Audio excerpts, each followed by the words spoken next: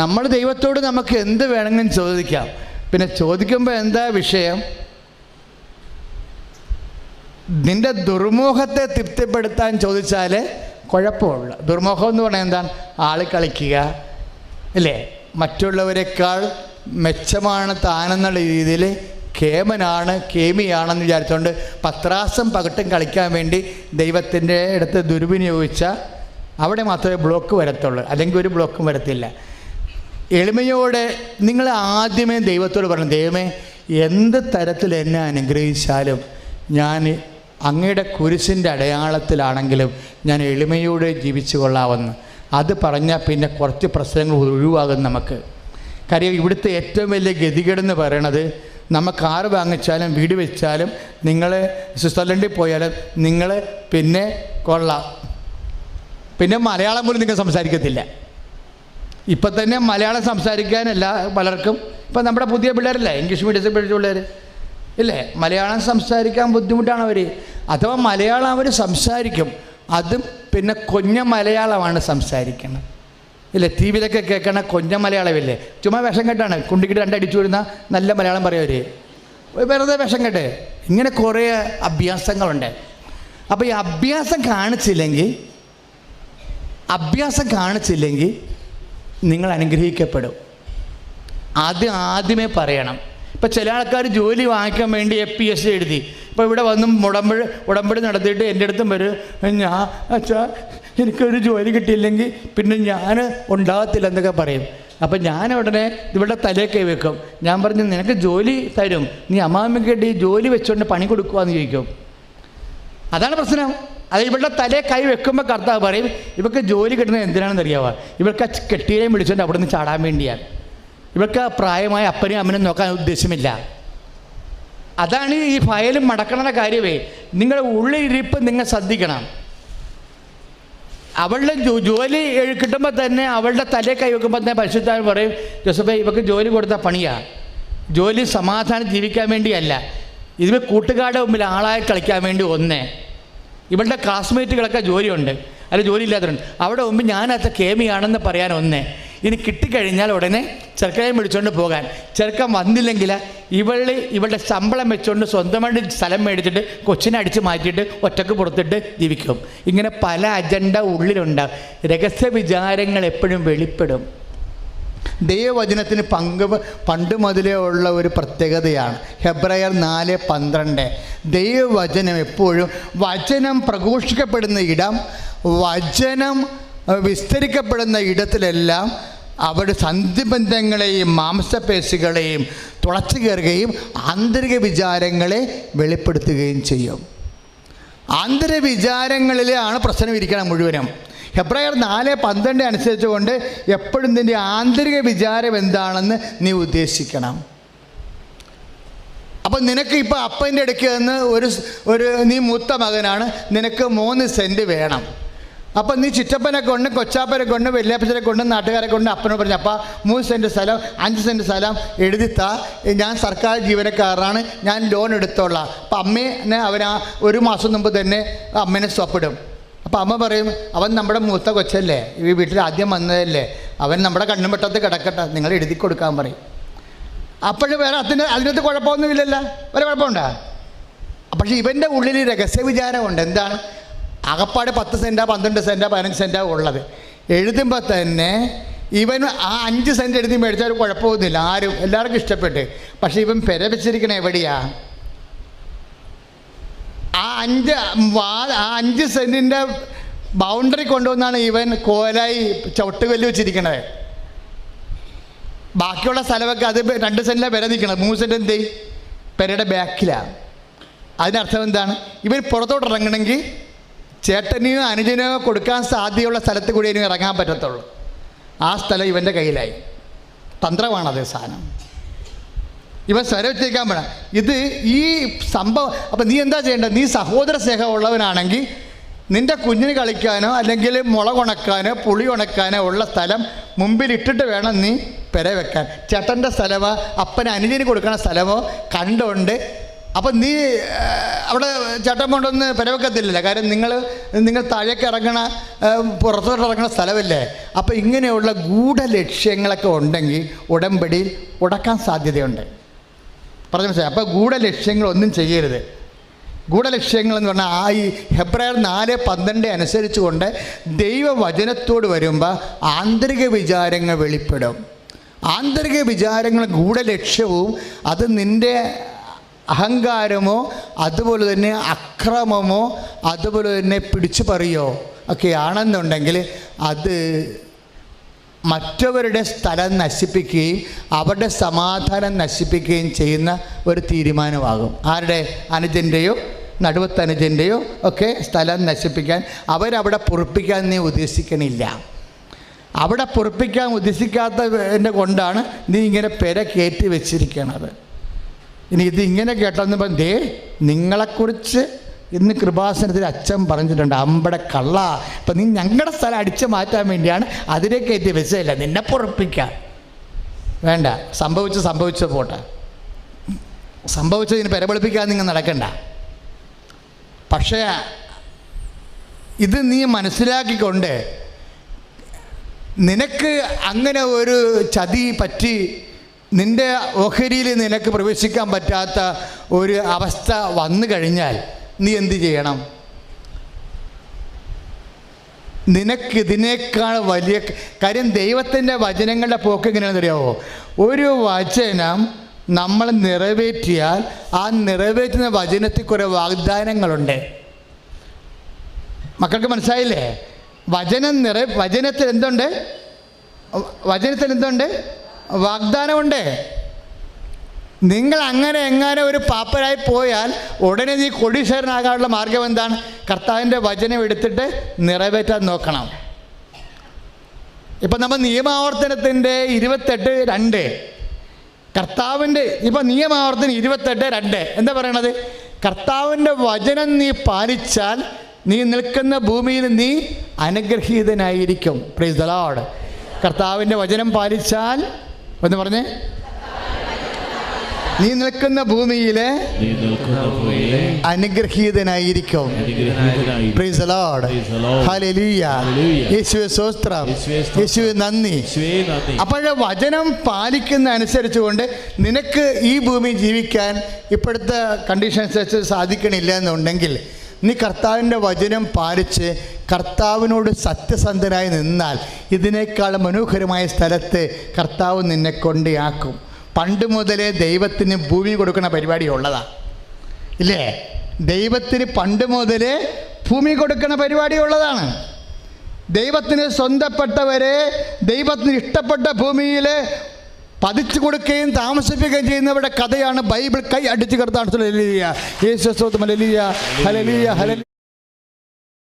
ഇപ്പോൾ ഉടമ്പടിയാണെങ്കിൽ എന്ത് വിഷയമാണെങ്കിലും ഉടമ്പടിയിൽ പരിശുദ്ധമ്മ കൈകാര്യം ചെയ്യും. നിങ്ങൾ ഉടമ്പടി എടുത്തിട്ട് ഉടമ്പടി എടുത്ത് ഇനി ദൈവത്തിന് പോലും ചെയ്യാൻ പറ്റുമോ? ചില ആൾക്കാർക്ക് ഉടമ്പടി എന്താ താമസിക്കണം എന്നറിയാം. ഇത് ഉടമ്പടി ധ്യാനമല്ലേ? എന്തിനാണ് നിങ്ങൾ പിടിച്ചു കൂട്ടി ധ്യാനം നടത്തുന്നത്? ഉടമ്പടി കാലത്ത് കൈവരിക്കേണ്ട ചില നിലപാടുകളുണ്ട്. അതൊന്നും ഉടമ്പടി എടുക്കുമ്പോൾ പറയാൻ പറ്റത്തില്ല. ഉടമ്പടി കാലത്ത് നമ്മൾ ഉടമ്പടി ചെയ്തുകൊണ്ടിരിക്കുന്ന കാലത്ത് കൈവരിക്കേണ്ട നിലപാടുകളുണ്ട്. ഇപ്പോൾ ഉദാഹരണത്തിന് നിങ്ങൾ ഉടമ്പടി ചെയ്തപ്പോൾ നിങ്ങൾ വീട്ടിലാരോ മറ്റത് ഉടമ്പടി ചെയ്താ ചെയ്ത് എന്നാൽ ഇപ്പോൾ ഇവർക്ക് തന്നെ ഒരു നിശ്ചയമില്ല. ഇപ്പോൾ ഒരു ചേച്ചി ഇവിടെ ഉണ്ടായിരുന്നു, കഴിഞ്ഞ ദിവസം ഒരു സാക്ഷ്യം പറഞ്ഞ്, കഴിഞ്ഞ 2 ചൊവ്വാഴ്ച. അപ്പോൾ അവരുടെ 6 വാടക കെട്ടിടമാണ്. പണ്ടത്തെ വാടകയ്ക്ക് ഇരിക്കുന്ന ആൾക്കാർ 6 വാടക കെട്ടിട പണ്ട് അപ്പൻ്റെ കാലത്ത് കൊടുത്ത വാടക 6 കെട്ടിടം ആൾക്കാരിപ്പുണ്ട്. പക്ഷേ പ്രശ്നം വെച്ച് കഴിഞ്ഞാൽ ആ വാടകക്കാരൊരിക്കലും പുതുക്കത്തില്ല. അവർ പണ്ടത്തെ 3 രൂപയ്ക്ക് ഇരിക്കുക, ഇന്ന് മാറിക്കൊടുക്കത്തുമില്ല, വാടക അടക്കത്തുമില്ല. 3 രൂപ 10 രൂപ 75 രൂപയ്ക്കൊക്കെ ഇരിക്കുകയാണ്. പണ്ട് പോലെ ഇരിക്കണതാണ്. ഒരിക്കലും കൊന്നെന്ന് പറഞ്ഞൊരു വാടക പുതുക്കത്തുമില്ല, ഉള്ള വാടക കൊടുക്കത്തുമില്ല. എന്ന് വെച്ച് കഴിഞ്ഞാൽ ഒരു തരത്തിൽ ഫലത്തിൽ പറഞ്ഞാൽ കയ്യേറ്റമാണ്. കാര്യം ഇവിടെ കയ്യിൽ പാർട്ടിയുമില്ല, ഇവിടെ കയ്യിൽ ആളുമില്ല, അർത്ഥമില്ല, എന്തും ചെയ്യാൻ നടക്കുമെന്നുള്ള രീതിയിൽ ഗുണ്ടായുസത്തിൽ കയറി പിടിച്ചടക്കിയിരിക്കുകയാണ്. ഞാൻ പറഞ്ഞ് അതിനേക്കാൾ വലിയ ഗുണ്ടായുസം കാണിക്കുന്ന ആളാണ് ഇവിടെ ഇരിക്കുന്നത്. ഞങ്ങളുടെ ഉടമ്പടി ചെയ്തേക്കാൻ പറഞ്ഞു. എന്താ കാര്യം? ഇവിടെ ഈ ഉപ്പ ഗുണ്ടായിസമൊന്നുമില്ല. അടിക്കുമെങ്കിൽ പിശാചുമായിട്ട് അടിക്കത്തുള്ളൂ. പിശാചിനെ കണ്ടപ്പോൾ അതിന് ദൈവം പറയും, എനിക്കൊരാൾ വരുന്നുണ്ട്, അതിൻ്റെ പെടൽ ഞാൻ എടുക്കുമെന്ന് പറഞ്ഞിട്ട്. നിനക്ക് സ്ത്രീക്കും തമ്മിലും നിൻ്റെ സന്തതിക്കും സ്ത്രീയുടെ സന്തതിക്കും തമ്മിലും ഞാൻ ശത്രുത ഉളവാക്കും, അവൻ്റെ കുതികാലിന് നീ പരിക്കേൽപ്പിക്കുമെന്ന് പറഞ്ഞു. അപ്പം നിനക്കും സ്ത്രീക്കും തമ്മിലാണ് ശത്രുത. മനസ്സിലായില്ലേ? പൈശാചികമായ തിന്മയുടെ ശക്തികൾക്കെതിരെ അടരാടാൻ വേണ്ടിയുള്ള ദൈവം നൽകിയ അവതാരമായിട്ടാണ് അമ്മയെ ഈശോ ജനിപ്പിക്കുന്നത്, ദൈവം ജനിപ്പിക്കുന്നത്. കൈ അടിച്ച് കർത്താവ്.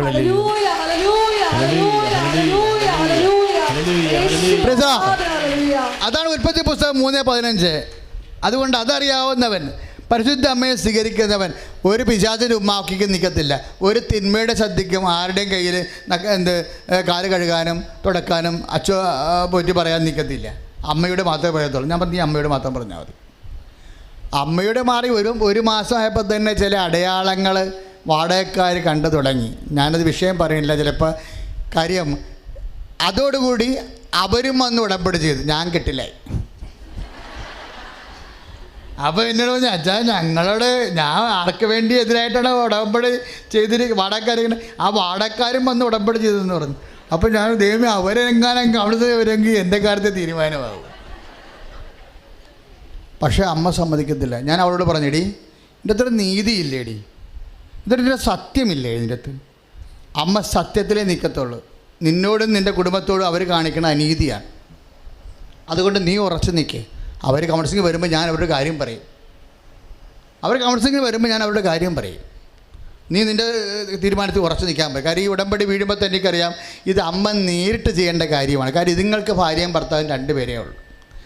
ത്രാണിയില്ല, ആരും സപ്പോർട്ടും ഇല്ല. കാര്യം അവിടെ വീട്ടിൽ വോട്ടില്ല. അവർ വലിയ കുടുംബമാണെങ്കിൽ 10-40 ഉള്ള കുടുംബമാണെങ്കിൽ പാർട്ടിക്കാർ വിചാരിക്കും 10-80 വോട്ടുണ്ടല്ലോ എന്ന് വിചാരിച്ചുകൊണ്ട് അങ്ങനെയെങ്കിലും ഒരു സപ്പോർട്ട്. അപ്പോൾ രാഷ്ട്രീയ ബേസിൽ അവർക്കൊരു വോട്ട് ബലമില്ല. ഇവരുണ്ട്, ഇവർ മാത്രമുണ്ട്. പിന്നെ ആരുണ്ട്? അമ്മയും ഉണ്ട്. അത്രയേ ഉള്ളൂ. ഉടമ്പടി ചെയ്യുമ്പോൾ ഉടമസ്ഥയായി പോയില്ലേ? ഉടമ്പടി ചെയ്യുമ്പോൾ എന്താണ്? ഉടമ്പടി നമ്മളെ അമ്മയുടെ ഉടമ. ഇപ്പം നിങ്ങൾ ഈ സാക്ഷ്യങ്ങളൊക്കെ തോന്നില്ലേ, നീല നിറം കണ്ടു, വെള്ള നിറം കണ്ടു, തിരി പുകഞ്ഞ് നേരെ മാതാവിനെ പോലെ വന്നു. ഇതൊക്കെ സാന്നിധ്യമാണ്, ആളിൻ്റെ സാന്നിധ്യമാണ്. ഉടമ്പടി നമ്മൾ ചെയ്ത് കഴിയുമ്പോൾ ഇത് വീട്ടിലോട്ട് വരികയാണ് ആൾ. ചിലരുടെ വീട്ടിൽ വ്യക്തമാക്കേണ്ടത് കൊണ്ട് വ്യക്തമാകും, ചില വീട്ടിൽ വ്യക്തമാകാതെ നിൽക്കും. നമ്മൾ ഇപ്പോൾ 2 കൊല്ലം ഉടമ്പടി പിന്തിരിഞ്ഞപ്പോൾ എത്ര പേരാണ് സാക്ഷ്യം പറഞ്ഞിരിക്കുന്നത്? അമ്മ ഞങ്ങളുടെ വീട്ടിൽ വന്നെന്ന്. മുസ്ലിം സഹോദരങ്ങൾ വരെ ഇവിടെ സാക്ഷ്യം പറഞ്ഞില്ലേ? വന്നു. അമ്മ ഞങ്ങളുടെ വീട്ടിൽ വന്നെന്ന്. ഞാൻ കണ്ട മാതാവ്, എൻ്റെ ലോക്കറ്റ് കിടക്കുന്ന മാതാവിനെയാണ് ഞാൻ കണ്ടത്. എനിക്ക് മാതാവാണ് എനിക്ക് അറിയത്തില്ലായിരുന്നെന്ന്. പിന്നീട് എനിക്ക് മനസ്സിലായി ഈ രൂപം എവിടെയോ ഉണ്ടല്ലോ. അയ്യോ ഇതെൻ്റെ ലോക്കറ്റിൽ കിടക്കണമല്ലോ എന്ന്. എൻ്റെ ലോക്കറ്റിലുള്ള രൂപമാണ്. അപ്പോൾ ഇന്നും കേട്ടോ എത്ര സാക്ഷ്യങ്ങൾ 2 അല്ലേ? ആ കുഞ്ഞിൻ്റെ അടുത്ത് ഇങ്ങനെ വന്ന് നിൽക്കുക. ആ കണ്ണിൽ ഒരു ദശ വളരണ സാക്ഷ്യം കേട്ടില്ലേ? കണ്ണിലൊരു ദശ, അത് ക്യാൻസറാണ് ശരിക്കും. അത് 1.5 കൊല്ലമായി തുടങ്ങിയിട്ട് എൻ്റെ പേര്. അതുകൊണ്ടാണ് ആ തലവേദനയൊക്കെ ആ കൊച്ചിന് വന്നുകൊണ്ടിരുന്നത്. അപ്പോൾ കൊച്ചിന് പഠിക്കാൻ പോകാൻ മടിയായത് കൊണ്ടാണ് എന്ന് വിചാരിച്ചുകൊണ്ട് ആ തലവേദന അമ്മ മൈൻഡ് ചെയ്തില്ല. പക്ഷേ സഹിക്കാൻ പറ്റാതെ വന്നപ്പോൾ ഹോസ്പിറ്റലിൽ കൊണ്ട് ചെന്നപ്പോൾ കർണം പൊക്കി നോക്കിയപ്പോഴാണ് ദശ തള്ളി നിൽക്കണത്. ദിശ തള്ളി നിന്ന് കഴിഞ്ഞപ്പോൾ ഉടനെ എന്ത് ചെയ്ത് ഡോക്ടർ പറഞ്ഞ് ഇത് ഓപ്പറേഷൻ വേണമെന്ന് പറഞ്ഞ് ഒരു പ്രാവശ്യം പറഞ്ഞ് പിറ്റേ ആഴ്ചയിലും പറഞ്ഞ് ഓപ്പറേഷൻ വേണമെന്ന്. അപ്പോൾ കണ്ണിലൊക്കെ ഓപ്പറേഷൻ ചെയ്താലുള്ള അവസ്ഥ എന്താ? കണ്ണ് തിരിച്ച് കിട്ടുക ഇല്ലെന്ന് എങ്ങനെ അറിയാനാണ്? എൻ്റെ പേരെന്തുമാത്രം പോയിട്ടുള്ളത് എങ്ങനെ അറിയാനാണ്? അപ്പോൾ അവൾ വന്ന് അമ്മയുടെ അടുത്ത് കണ്ണുനീരുടെ വിട്ടേ, അമ്മേ എൻ്റെ കുഞ്ഞിൻ്റെ കണ്ണിട്ട് തൊടയില്ലേ എന്ന് പറഞ്ഞു. ഇവരെന്താ ചെയ്യുക? അവർക്കൊരു ഓർമ്മ വന്നു. അവിടെ ഉടമ്പടി തൈലം എടുത്തിട്ട് കണ്ണെ തൊട്ട് കൊടുത്ത് പിറ്റേ ദിവസം നോക്കിയപ്പോൾ ആ സാധനം തള്ളി താഴേക്ക് തന്നെ ഇല്ലേ. പിന്നെ അതിൻ്റെ ഒരു അംശമാണ് ഇങ്ങനെ ചുമ്മാ ആ കണ്ണിലെ കരടെടുത്ത് കളയണ പോലെ ഡോക്ടർ എടുത്ത് കളഞ്ഞത്. അതൊരു അംശമാണ്. എല്ലാം പോയി കഴിഞ്ഞ ശേഷം അതെല്ലാം പോയതിന് അമ്മയെടുത്ത് അപ്പം ആ കുഞ്ഞിൻ്റെ മേൽ 3 പ്രാവശ്യമാണ് നീല വെളിച്ചം കണ്ടത് അല്ലേ? അമ്മ വരുന്നതിൻ്റെ അടയാളമായിട്ട് ആ കുഞ്ഞിൻ്റെ മേൽ 3 പ്രാവശ്യമാണ് വെളിച്ചം കാണുന്നത്. അത് അമ്മയാണെന്ന് അത് ആ കുഞ്ഞിൻ്റെ അമ്മേനെ വന്ന് ചിന്തിച്ച് നോക്കിയേ. അവരും ഇടിപെട്ട് വിശ്വാസമാണ്. ഒരു കാര്യം നമ്മൾക്ക് ചെയ്യാൻ പറ്റാതെ വന്നാൽ നമ്മുടെ ബുദ്ധിക്കും ശേഷിക്കും ശേഷിക്കുമൊക്കെ അപ്പുറത്താണ് ഒരു വിഷയമെങ്കിൽ നിങ്ങൾ സന്തോഷിക്കുകയാണ് വേണ്ടത്, അല്ലാതെ നിരാശപ്പെടുകയല്ല വേണ്ടത്. മനസ്സിലായില്ലേ? ഒരു കാര്യം നമ്മളുടെ കഴിവിനപ്പുറത്താണ്. ഇപ്പോൾ ഈ വാടക കേസ് തന്നെ എന്താണ്? ആ ഉടമ്പടി പൂർത്തിയായി, 3 ഉടമ്പടി, 3 ഉടമ്പടി കഴിഞ്ഞു. 3ാമത്തെ ഉടമ്പടി നമ്മൾ കാണുമ്പോഴേ ഒറ്റയാളില്ലാതെ 7 കടയിൽ നിന്ന് ഇറങ്ങിയിരിക്കുകയാണ്. ശ്രുതികട ഹല്ലേലൂയ, യേശുവേ സ്തോത്രം, ഹല്ലേലൂയ, ഹല്ലേലൂയ, ഹല്ലേലൂയ, ഹല്ലേലൂയ. ഇറങ്ങാതെ അനീതി കാണിച്ച ആൾക്കാരെ പിടിച്ചു മാറ്റിയിരിക്കണം ഇവിടുന്ന്. ഇവിടെ പാർട്ടിയില്ല, അധികാരമില്ല, ഗുണ്ടായുസമില്ല, ഒന്നുമില്ല. ചുമ്മാ ഇങ്ങനെ കിള്ളി മാറ്റം പോലെ മാറ്റും. അതെന്താണ്? പെസക വിശ്വാസമാണ് ആ സ്ത്രീയുടെ. അത് കാര്യം അവർക്ക് ആരുമില്ലെന്ന് അവർക്കറിയാം, മുമ്പിലും പുറകിലും ആരുമില്ല. പിന്നെ ആരാ ഉള്ളത്? ഉള്ള ആളിതാണ്. ഉള്ള ആളിതാണെന്ന് പറയുമ്പോഴേ കർത്താവ് പിരിയാൻ നേരത്തല്ലേ പറയണത്? പിരിയണെ കൊണ്ട് വിഷമിക്കണ്ട, ഞാൻ എൻ്റെ ബോഡി പ്രസൻസ് ഇല്ലെങ്കിലും കുഴപ്പമില്ല, ഇതാ നിൻ്റെ അമ്മ, ഞാൻ നിൻ്റെ അമ്മയെ എനിക്ക് നിനക്ക് തരാമെന്ന്.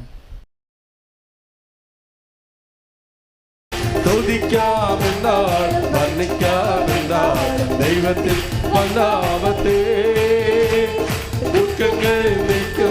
രോഗങ്ങൾ വായിക്കുന്ന ജീവിക്കും കർത്താവിനെ.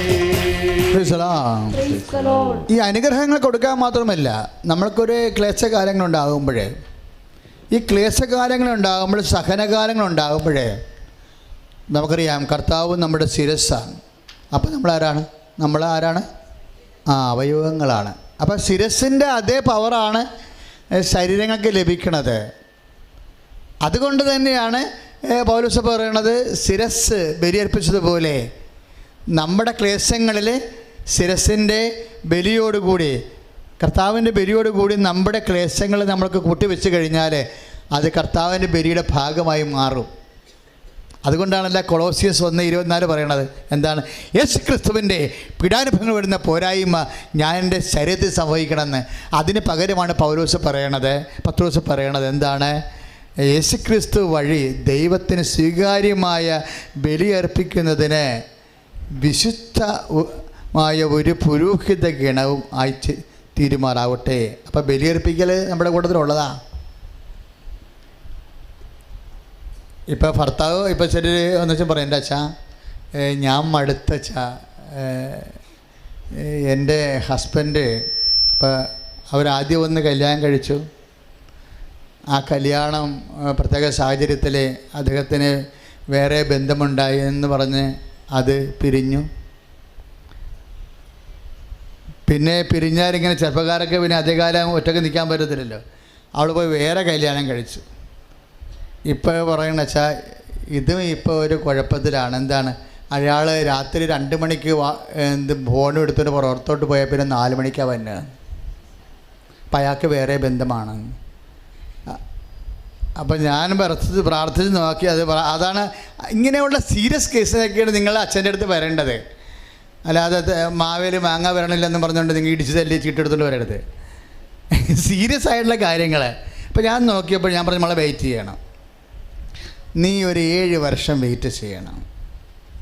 എന്താ കാര്യമുണ്ട്? അത് ഞാൻ നിങ്ങളോടത് ഇപ്പോൾ പറയണില്ല, അത് സ്വകാര്യമായ വിഷയമല്ലേ. കാര്യം വെച്ച് കഴിഞ്ഞാൽ നമ്മൾ ഈ മനുഷ്യനെ റെക്ടിഫൈ എടുക്കാൻ പറ്റും. കാര്യം മറ്റത് സഭയറിഞ്ഞ് പിരിഞ്ഞതാണ് ആദ്യത്തെ വിവാഹം. സഭയറിഞ്ഞ് പിരിഞ്ഞെന്നുള്ളത് ബൈബിളിൽ നോക്കിയപ്പോൾ എനിക്ക് മനസ്സിലായത്. അവളെന്നോട് പറഞ്ഞില്ലായിരുന്നു. കാര്യം ഇപ്പം ജീവിച്ചുകൊണ്ടിരിക്കുന്ന ആളെ നാളെ കാലങ്ങളിൽ ആത്മാവിന് കേടില്ലാത്ത രീതിയിൽ സഭയറിഞ്ഞ് വിവാഹം കഴിക്കാൻ പറ്റുമെന്നുള്ള സൂചനയ്ക്ക് 7 വർഷമുണ്ട്. അപ്പോൾ ഞാൻ ഓർത്തു, അപ്പോൾ ആദ്യത്തത് നിലനിൽക്കുന്നുണ്ടല്ലോ. അപ്പോൾ ഞാൻ പറഞ്ഞ മോളെ, ആദ്യത്തത് പിരിഞ്ഞതുപോലെ ഇവിടെ കാണുന്നത് സഭയറിഞ്ഞ്, കോടതിയിൽ നിന്നല്ല. കോടതിയും പിണ്ണാക്കും പോലീസ് സ്റ്റേഷനും ഒന്നും ദൈവരാജ്യം അംഗീകരിക്കത്തില്ല, നിങ്ങൾക്കറിയാമല്ലോ. അതൊക്കെ ഭൗതിക മനുഷ്യൻ്റെ ഒരാവശ്യമാണ്. നമുക്ക് അതിനെ മറികടന്ന് ഇവിടെ ജീവിക്കാൻ പറ്റത്തില്ല. കാരണം നമ്മൾ ഒരു രാജ്യത്ത് ജീവിക്കുമ്പോൾ നിയമത്തിന് വിധേയമാണ്. പക്ഷേ ദൈവരാജ്യത്തിൻ്റെ നിയമത്തിന് ഇതൊന്നും പ്രസക്തമല്ല. അപ്പം പറഞ്ഞ മകളെ, ഇത് നേരത്തെ ഉള്ളത് പിരിഞ്ഞതായിട്ടാണ് ഈശോ പറയണത്. അപ്പോഴാണ് ഞാൻ വാവിളിക്കണത് ശരിക്കും. അതായത് സഭയറിഞ്ഞ്, രൂപത അറിഞ്ഞ്, ബിഷപ്പ് അറിഞ്ഞത് പിരിഞ്ഞ കർത്താവും പിരിഞ്ഞതായിട്ടാണ് കണക്കാക്കുന്നത്. ഇപ്പോൾ പിന്നെ വേറെ കല്യാണം കഴിക്കുക. പക്ഷേ ഇയാളെ കല്യാണം കഴിക്കാൻ പറ്റത്തില്ല, ഇയാൾക്ക് വേറെ ഒരു ഭാര്യയുണ്ട്. അതാണ് പ്രശ്നം. അപ്പോൾ 7 വർഷം ഞാൻ കൊടുത്തിരിക്കുകയാണ്. അപ്പോൾ 7 വർഷത്തിനുള്ളിൽ എന്തെങ്കിലും സംഭവിക്കും. അവിടെ എന്ത് സംഭവിക്കുമെന്ന് എനിക്കറിയാം. അത് അവളോടും ഞാൻ പറഞ്ഞിട്ടില്ല, നിങ്ങളോടും പറഞ്ഞിട്ടില്ല.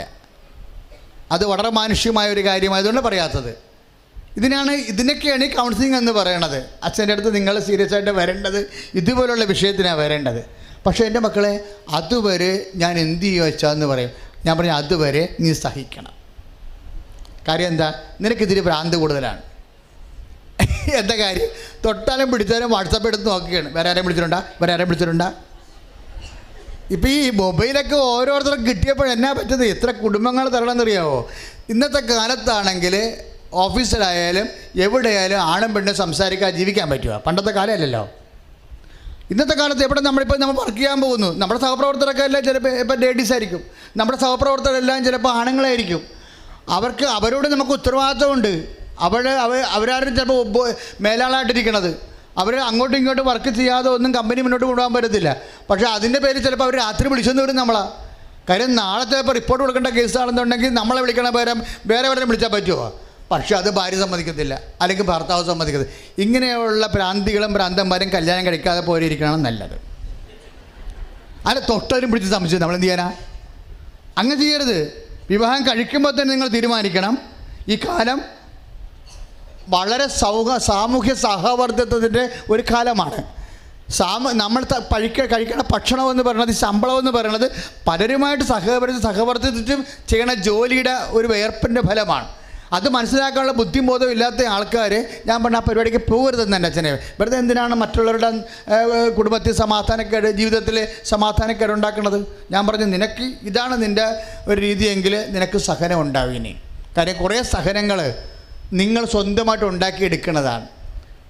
മനസ്സിലായില്ലേ? കുറേ സഹനങ്ങൾ. ഇപ്പം നമ്മൾ മകനോട് പറയണേടാ, നിനക്ക് പനിയാണ്, നീ അതുകൊണ്ട് തണുത്തൊന്നും കഴിക്കരുത്.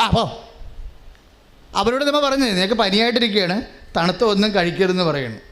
അപ്പോൾ തണുത്ത കഴിക്കുമ്പോൾ തന്നെ അപ്പം നെഞ്ചത്ത് ഇൻഫെക്ഷൻ ആവും, പിന്നെ അതിന് ചുമയാവും, പിന്നെ അത് പനി രാത്രി പനിയാവും, പകൽ ചുമ, പിന്നെ ചുമ കഫം താഴേക്ക് ഇറങ്ങുമ്പോൾ ന്യൂമോണിയ, പിന്നെയും കഫം താഴേക്ക് ഇറങ്ങിയ ടൈഫോയിഡ്, അങ്ങനെ കാര്യങ്ങൾ. ടൈഫോയിഡ് കഴിഞ്ഞപ്പോൾ ന്യൂമോണിയ, ഇങ്ങനെ പോകുക. കഫം ഇറങ്ങണതാണേ, കഫം ഇറങ്ങണ സംഭവമാണ്. അതുകൊണ്ട് അമ്മ പറയണത്, നീ മഴ കൊള്ളേണ്ടടുത്ത് ഇനി തണുത്ത കഴിക്കരുതെന്ന് പറയും. ചില പിള്ളേർ നമ്മൾ തണുത്ത കഴിക്കരുതെന്ന് പറഞ്ഞാൽ അമ്മ എവിടെയെങ്കിലും പോകുമ്പോൾ ഫ്രിഡ്ജ് തുറന്ന് അവനടുത്ത് കഴിക്കും, ആ പണിയും പിടിക്കും. അപ്പം ചില സഹനങ്ങൾ നമ്മൾ ഉണ്ടാക്കിയെടുക്കുന്നതാണ്. ചില സഹനങ്ങൾ ജീവിതത്തിൻ്റെ ഭാഗമായി വരുന്നത്. അപ്പം നമ്മൾ ഉണ്ടാക്കിയെടുക്കുന്ന സഹനങ്ങളെ നിങ്ങൾ ദൈവത്തിലേക്ക് വരുമ്പോൾ അത് മിനിമൈസ് ചെയ്യാൻ നോക്കണം. പറഞ്ഞാൽ മനസ്സിലായില്ലേ? നമ്മൾ കൊച്ചുദേശയുടെ സ്വയംകൃത ചരിത്രം എന്ന് പറഞ്ഞ പോലെ സ്വയംകൃത സഹനമുണ്ട്. സ്വന്തമായിട്ട് ഉണ്ടാക്കിയെടുക്കുന്ന സഹനങ്ങളാണ്. സ്വന്തമായിട്ട് ഉണ്ടാക്കിയിട്ട് ഇപ്പോൾ വീട്ടിലൊരു കലഹം ഉണ്ടായി, അപ്പനും അമ്മയും കൂടി ഒരു കലഹം ഉണ്ടായി, അല്ലെങ്കിൽ അനുജനും ചേട്ടനൊരു കലഹം ഉണ്ടായി, ചേട്ടനും അനുജനും തമ്മിൽ ഭാര്യമാർ തമ്മിൽ ഒരു കലഹം ഉണ്ടായി. അപ്പം തന്നെ ചേട്ടാ, നമുക്ക് ഇവിടെ ഒന്നുമില്ല, നമ്മൾ പോകാം, ഇവിടെ ഈ പട്ടി കിടക്കുന്ന കാര്യമില്ല. ഒരു വികാരത്തിന് ചാടിപ്പുറത്തിറങ്ങിയിരിക്കണേ. എവിടെ നിന്നാണ്? ചേട്ടൻ പോരുകയാണ്. എന്നിട്ട് നീ എവിടെ പോകും? ഈ ഉള്ള പൊന്നു വിറ്റ് നമുക്ക് എവിടെയെങ്കിലും വടക്ക് പോകാം. ഉടനെ നിങ്ങൾക്കറിയാമല്ല, കുടുംബത്തിൽ നിന്നൊക്കെ വല്ലൊരു ഇറങ്ങുക. ഇവിടെ തന്നെ പറയണം അവളുടെ പൊന്ന് വിറ്റാണ് ഇളയ നാത്തൂനെ കെട്ടിച്ചതെന്ന്. എന്നാൽ പണ്ടേറെ നീ ഇറങ്ങാതിരിക്കും. അതല്ല, അമ്മായിയമ്മ എന്തെങ്കിലും മോന്ത കാണിച്ച് കഴിയുമ്പോൾ, ഇളയ നാത്തൂൻ എന്തെങ്കിലും മോന്ത കാണിച്ച് കഴിയുമ്പോൾ ഇവളപ്പം തന്നെ കട്ടയും പടവും മടക്കി അവിടെ നിന്ന് ഇറങ്ങും. ഇതാരുണ്ടാക്കിയതാണ്? സ്വന്തം ഈഗോ ആക്കി ഉണ്ടാക്കിയെടുത്ത സഹനങ്ങളാണ്. ഇതിനൊന്നും ക്രൂശിക്കപ്പെട്ടവനൊന്നും സമാധാനം പറയത്തില്ല. നിങ്ങൾ ഉണ്ടാക്കിയെടുത്താണത്. ആദ്യം തന്നെ ദൈവത്തിലേക്ക് വരുമ്പോൾ സ്വന്തമായി സ്വയംകൃത സഹനങ്ങളെ ആദ്യം നിയന്ത്രിക്കാൻ നോക്കണം. നിങ്ങൾക്കറിയാമല്ലോ, ഈ കാലത്തൊക്കെ വീട്ടിൽ നിന്നൊക്കെ ഇറങ്ങിയുള്ള അവസ്ഥ എന്താണ്? ഒരു ഗ്യാസിന് അടിക്കടി വില കൂടിക്കൊണ്ടിരിക്കുകയാണ്. ഇപ്പോൾ 900 എന്ന് കേട്ടു ഇല്ലേ? വല്ല 300 രൂപ കിടന്ന ഗ്യാസാണ് 900 രൂപ ആയത്. അപ്പോൾ നമ്മൾ പുറത്ത് വാടകയ്ക്ക് പോയി കഴിഞ്ഞാൽ ഒന്നുമില്ല, ഗ്യാസ് വാങ്ങിക്കണ്ടേ? വാടക 5000 രൂപയല്ല, 5000-4000 രൂപ വാടക. 9-4 എത്ര എനിക്കറിയാൻ പറ്റില്ല. എൻ്റെ മാതാ, 9-4 13. പിന്നെ അതിൻ്റെ അപ്പുറത്ത് ഭക്ഷണ ചിലവ് ഇല്ലേ? പയറിനൊക്കെ 80 രൂപ തൊട്ട് 120 രൂപ വരെ. ഇതൊക്കെ വരുമ്പോൾ എങ്ങനെ 10-30,000 രൂപയില്ലാതെ നിൽക്കാൻ പറ്റത്തില്ല. നമ്മുടെ കുടുംബത്തിൽ താമസിച്ചപ്പോൾ 10-17,000 രൂപ ചിലവായുള്ളൂ. ഈ പെണ്ണുമ്പുള്ള ചാടിപ്പിടിച്ച് ഇറങ്ങിയിട്ടാണ് ഇത്രയും കുഴപ്പമായത്. ഞാൻ നിങ്ങളുടെ കാലെ പിടിക്കുക. ദൈവത്തെ ഇറങ്ങാൻ പോകുന്നവർ വന്ന് എൻ്റെ അടുക്ക വന്ന് ചീട്ടില്ലെങ്കിൽ അച്ഛാ ഇറങ്ങാൻ പോകുകയാണേ എന്ന് പറഞ്ഞ് സീറ്റില്ലെങ്കിൽ കുഴപ്പമില്ല, അച്ഛാ ഇറങ്ങാൻ പോകണം. ഞാൻ പറഞ്ഞു ഇടി മണ്ടി അവിടെ നിൽക്കി കേൾക്കട്ടെ എന്താ സംഭവം എന്ന് കേട്ടെന്ന് പറയും. പറഞ്ഞിട്ട് കച്ചിൻ കയ്യിൽ നിന്ന് അപ്പം തന്നെ തിരിച്ചു തരും. എന്താണെന്ന് അറിയാം, സ്വന്തമായിട്ട് സഹനം ഉണ്ടാക്കിയെടുക്കരുത്. പറഞ്ഞ മനസ്സിലായില്ലേ? ഞാനെന്താ ഉദ്ദേശിക്കണമെന്ന് പറഞ്ഞാൽ, സ്വന്തമായിട്ട് നിങ്ങൾ സഹനം ഉണ്ടാക്കിയെടുത്തില്ലെങ്കിൽ ബാക്കിയുള്ള സഹനത്തിന് ഇഹത്തിലും പരത്തിലും നമുക്ക് സമാധാനം ചെയ്യാൻ അച്ഛൻ പറയാം. നമുക്ക് കൗൺസിലിംഗ് ചെയ്യുമ്പോഴും പ്രാർത്ഥന കഴിയുമ്പോഴും നമുക്ക് ഒരു 2-3 കോഴ്സ് കഴിയുമ്പോൾ നേരെ ചൊവ്വ വരും. അതുകൊണ്ടാണ്, അതായത് ചില സമയത്ത് ഈ സ്വന്തമായിട്ട് ആൾക്കാർ സഹനങ്ങൾ ഉണ്ടാക്കുന്ന ബുദ്ധിബോധമില്ലാതെ ഉണ്ടാക്കുന്ന കാരണം ദൈവം തരുന്ന സമാധാനം അനുഭവിക്കാതെ പോകുന്നുണ്ട്. അതാണ് അച്ഛൻ്റെ പ്രശ്നം. പറഞ്ഞ മനസ്സിലായില്ലേ? നമ്മൾ സ്വന്തമായിട്ട് ബുദ്ധിബോധമില്ലാതെ വികാരം കൊണ്ട് ഈഗോ അടിച്ചിട്ട് നമ്മളിങ്ങനെ പ്രശ്നങ്ങൾ ഉണ്ടാക്കുന്ന കാരണം ദൈവം തരുന്ന സമാധാനം നമുക്ക് അനുഭവിക്കാൻ പറ്റാതെ വരുന്നുണ്ട്. അപ്പോഴും ദൈവത്തിന് അതിൻ്റെ മഹത്വം കുറഞ്ഞു പോകുന്നുണ്ട്. കാര്യം നമ്മൾ സ്വന്തമായിട്ട് ഈഗോ അഹങ്കാരം കാണിച്ചാൽ അതിൻ്റെ ഇഫക്റ്റ്, നെറ്റ് ഇഫക്റ്റ് വരണത് ദൈവമഹത്വം കുറഞ്ഞു പോകുന്നതാണ്. എങ്ങനെയാണ് ദൈവമഹത്വം കുറഞ്ഞു പോകുന്നത്? ദൈവം തരുന്ന സമാധാനം അനുഭവിക്കാൻ പറ്റാതെ വരും. ശ്രുതികട ഹല്ലേലൂയ. ചില വചനങ്ങൾ പാലിക്കാൻ പാടാണ്. ഇപ്പം നിങ്ങൾ എന്നോട് പറയും, അച്ഛാ ഇടികൊള്ളണം ഞാനാണ്, ജോസഫച്ചൻ ഇവിടെ കിടന്നുറങ്ങുകയുള്ളേ. ഇപ്പം നിങ്ങൾ പുള്ളി വിചാരിക്കുന്നുണ്ടേ, അച്ഛാ ഇതൊക്കെ കാര്യം സംഭവം കേൾക്കാൻ കൊള്ളാം, ഇട്ടിക്കൊള്ളാം ഞാനാണ്. ഇന്നാളോ എന്ന് ചോദിച്ചെടുത്ത് പറയണേ, എൻ്റെ അച്ഛാ ചെടുത്തല്ലേ ചേച്ചി, എൻ്റെ അച്ഛാ ഒരു രക്ഷയില്ല കേട്ടാ, ഒരു രക്ഷയില്ല. എന്താ കാര്യം? അയാളുടെ വായിക്ക് ഭയങ്കര മണമാണ്. അത് നമ്മൾക്ക്, നിങ്ങൾ ചിരിച്ചില്ലേ, ഈ വായിക്ക് മണമുള്ള ആൾക്കാരൊന്ന് ശ്രദ്ധിച്ചേക്കണേ. ജീവിക്കാൻ പറ്റില്ല കൂടെ അവളെ മടുത്ത് നരകം പിടിച്ചൊരു ജീവിത വായ്പയാണ് ഉള്ളത്. അവൾക്ക് അത്രയും സഹിക്കുന്നുണ്ട്. രാത്രിയാകുമ്പോൾ പേടിയാണ്. കാര്യം ശവക്കുടി തുറന്നു വെച്ചിരിക്കണ പോലെയുള്ള അവസ്ഥയല്ലേ. അപ്പം അങ്ങനെയൊക്കെയുള്ള ജീവിത പങ്കാളിയുടെ നീതി കാണിക്കണം കേട്ടോ നിങ്ങൾ. ഇതൊക്കെ ശാരീരികമായ ഒരു അടിസ്ഥാന ആവശ്യങ്ങളാണ് ഇതൊക്കെ. ചില ആൾക്കാർ ഇതൊന്നും ശ്രദ്ധിക്കണില്ല. അതിൻ്റെ പേരിൽ ചില ആൾക്കാർ ഇങ്ങനെ ഒലയിലിങ്ങനെ ഈ ഉരുകി തീരുകയാണ്. ആരോട് പറയാനാണ് എൻ്റെ മക്കളെ? ആരോട് പറയാനാണെന്ന് ചോദിച്ചാലും നിങ്ങൾ എന്തെങ്കിലും പറഞ്ഞാൽ കേൾക്കാൻ ഒരാളുണ്ട്. പിന്നെ ചില കാര്യങ്ങൾ കേൾക്കത്തില്ല. പൊട്ടം കളിക്കോ? ഞാൻ പറയും പൊട്ടം കളിയാണ് കേട്ടോ. എന്താ കാര്യം? ചില കേൾക്കത്തില്ല. ചിലത് എന്ന് പറയും, അത് നീ തന്നെ കർത്താവിൻ്റെ നാമത്തിൽ എടുക്കാൻ പറയും. എൻ്റെ നാമത്തിൽ ശിശുവിനെ സ്വീകരിക്കുന്നവൻ എന്നെ സ്വീകരിക്കുന്നു. ആ അനുഗ്രഹമല്ല, യേശുവിനെ തന്നെയാണ്. ചിലതിന് നമ്മൾ അനുഗ്രഹമല്ല സ്വീകരിക്കാൻ പോണത്. അതാണ് മർക്കോസ് 9:37. എൻ്റെ നാമത്തിൽ ശിശുവിനെ സ്വീകരിക്കുന്നവൻ എന്നെ സ്വീകരിക്കുന്നു. ബലഹീനമായ ഒരു സാഹചര്യങ്ങളാണ് ശിശു എന്ന് നമുക്കറിയാം. ഒരു ശൈശവമായ ഒരു വിഷയം, ഒരു ശിശുവിനെ സ്വീകരിക്കുന്നത് വെച്ചെന്നറിയാവില്ല. നമുക്ക് ഒന്നും ചെയ്യാൻ പറ്റത്തില്ല. ശിശുവിൻ്റെ ജലദോഷം വന്നാലും നമ്മൾ കൈ കൊണ്ട് ചെല്ലണം, ഇല്ലേ? ഒന്നും ചെയ്യാൻ പറ്റത്തില്ല. ഒരു ഭർത്താവിനെ കെട്ടിയെടുത്തിട്ടോ ഭാര്യയെ കെട്ടിയെടുത്തിട്ടോ ഒന്നും ചെയ്യാൻ പറ്റാത്ത ആൾക്കാരുണ്ട്. ശിശുവാണെന്ന് വിചാരിച്ചാൽ മതി. മറിച്ചല്ലേ? മനസ്സിലായില്ലേ? നമ്മൾ ശിശുവിന് എന്താ കുളിപ്പിച്ച് കൊടുക്കണം, പൊട്ടൊടിച്ച് കൊടുക്കണം, ബാക്കി അതിൻ്റെ ദിനചര്യ എല്ലാം എടുക്കണം. കൊച്ചൊന്നും ചെയ്യത്തില്ല. ചെയ്യുവാ? ഒന്നും ചെയ്യത്തില്ല. പിന്നെ ആക്രമിക്കണം, നിലവിളിച്ച് പിന്നെ നമ്മളവിടെ ചെന്ന് നിൽക്കുകയും ചെയ്യണം. നമ്മളെ പോയിട്ട് തീറ്റിക്കപ്പത്തലും ഇല്ല. അതാണ് കുഞ്ഞിൻ്റെ അവസ്ഥ. നിൻ്റെ ഭർത്താവിൻ്റെ അവസ്ഥ ഇതുപോലെ ഇരിക്കും, നിൻ്റെ ഭാര്യയുടെ അവസ്ഥ ഇതുപോലെ ഇരിക്കും. ഒരു പ്രയോജനമില്ല. നമ്മൾ തന്നെ എല്ലാത്തിനും ചെല്ലണം. ദൈവം ഇതിനേക്കാൾ നല്ല കെട്ടാതെ പോലെ കന്യാസ്ത്രീ ആയാൽ മതിയായിരുന്നു. ഒന്നില്ലെങ്കിൽ സമരത്തിനെങ്കിലും പോകാമായിരുന്നില്ല. കുറേ വേഷക്കാർ. അപ്പോൾ ഇതിൻ്റെ അവസ്ഥ എന്ന് വെച്ച് കഴിഞ്ഞാൽ, ഇങ്ങനെയുള്ളൊരു പ്രോഗ്രാം വരുമ്പോൾ ശിശുവാണെന്ന് മനസ്സിലാക്കണം. അല്ലാതെ നീ നിൻ്റെ അമ്മയടുത്ത് പോലും പോയി നിലവിളിക്കരുത്.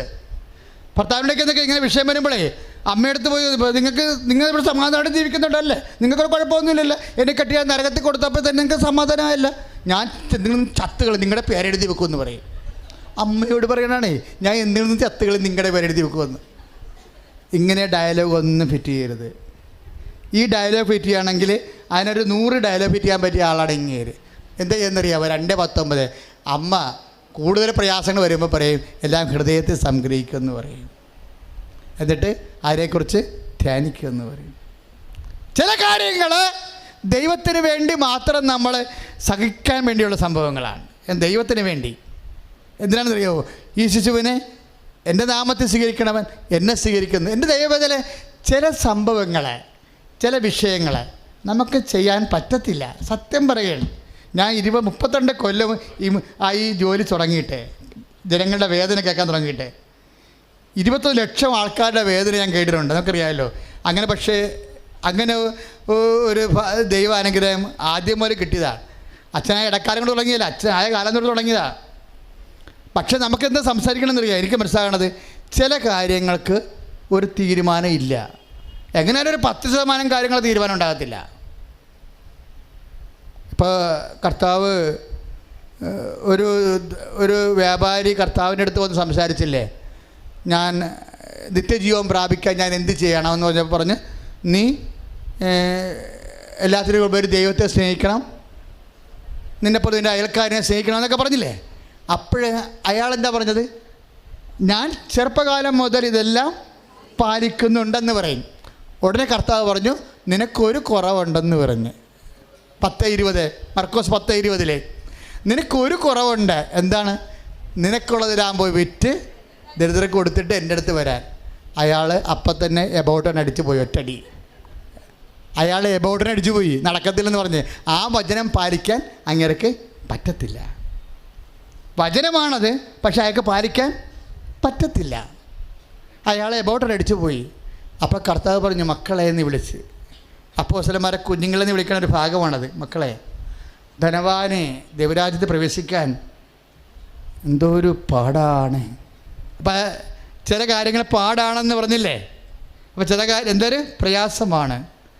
എന്നിട്ട് പിന്നെയും കർത്താവിനെ അത് പറഞ്ഞിട്ട് പിന്നെയും അത് ഒപ്പിച്ച് പറയണം. മക്കളെ, ധനവാൻ ദൈവരാജ്യത്ത് പ്രവേശിക്കണേക്കാൾ എളുപ്പം ഒട്ടകം സൂചിക്കൊണ്ടിട്ട് പറയാം. അപ്പം അപ്പോസ്തലന്മാർ കണ്ണ് തള്ളിപ്പോയി. അങ്ങനെ എഴുതി വെച്ചിട്ടുണ്ട്, അപ്പോസ്തലന്മാർ കണ്ണ് തള്ളിയെന്ന്. കണ്ണ് തള്ളിയെന്നില്ല, വിസ്മയിച്ചെന്ന്. എന്നിട്ടൊരു ചോദ്യം ചോദിച്ചു, അങ്ങനെയാണെങ്കിൽ ആർക്ക് രക്ഷപ്പെടാൻ കഴിയും? അപ്പം കർത്താവ് ഉത്തരം പറഞ്ഞ് 10:30 മനുഷ്യന് ഇത്, മർക്കോസ് 10:30 എന്താ പറഞ്ഞത്? മനുഷ്യന് ഇത് അസാധ്യമാണ്, പക്ഷേ ദൈവത്തിനല്ല. അപ്പോഴും ഇപ്പം ഒരു വചനം നമ്മളോട് പാലിക്കാൻ പറഞ്ഞാലും നമ്മൾക്ക് അസാധ്യമായതുകൊണ്ട് നമ്മളതിൽ പരാജയപ്പെട്ടാലും ആ പരാജയം ദൈവം നമുക്ക് വേണ്ടി നികർത്തും. കൈ അടിച്ച് കർത്താൻ.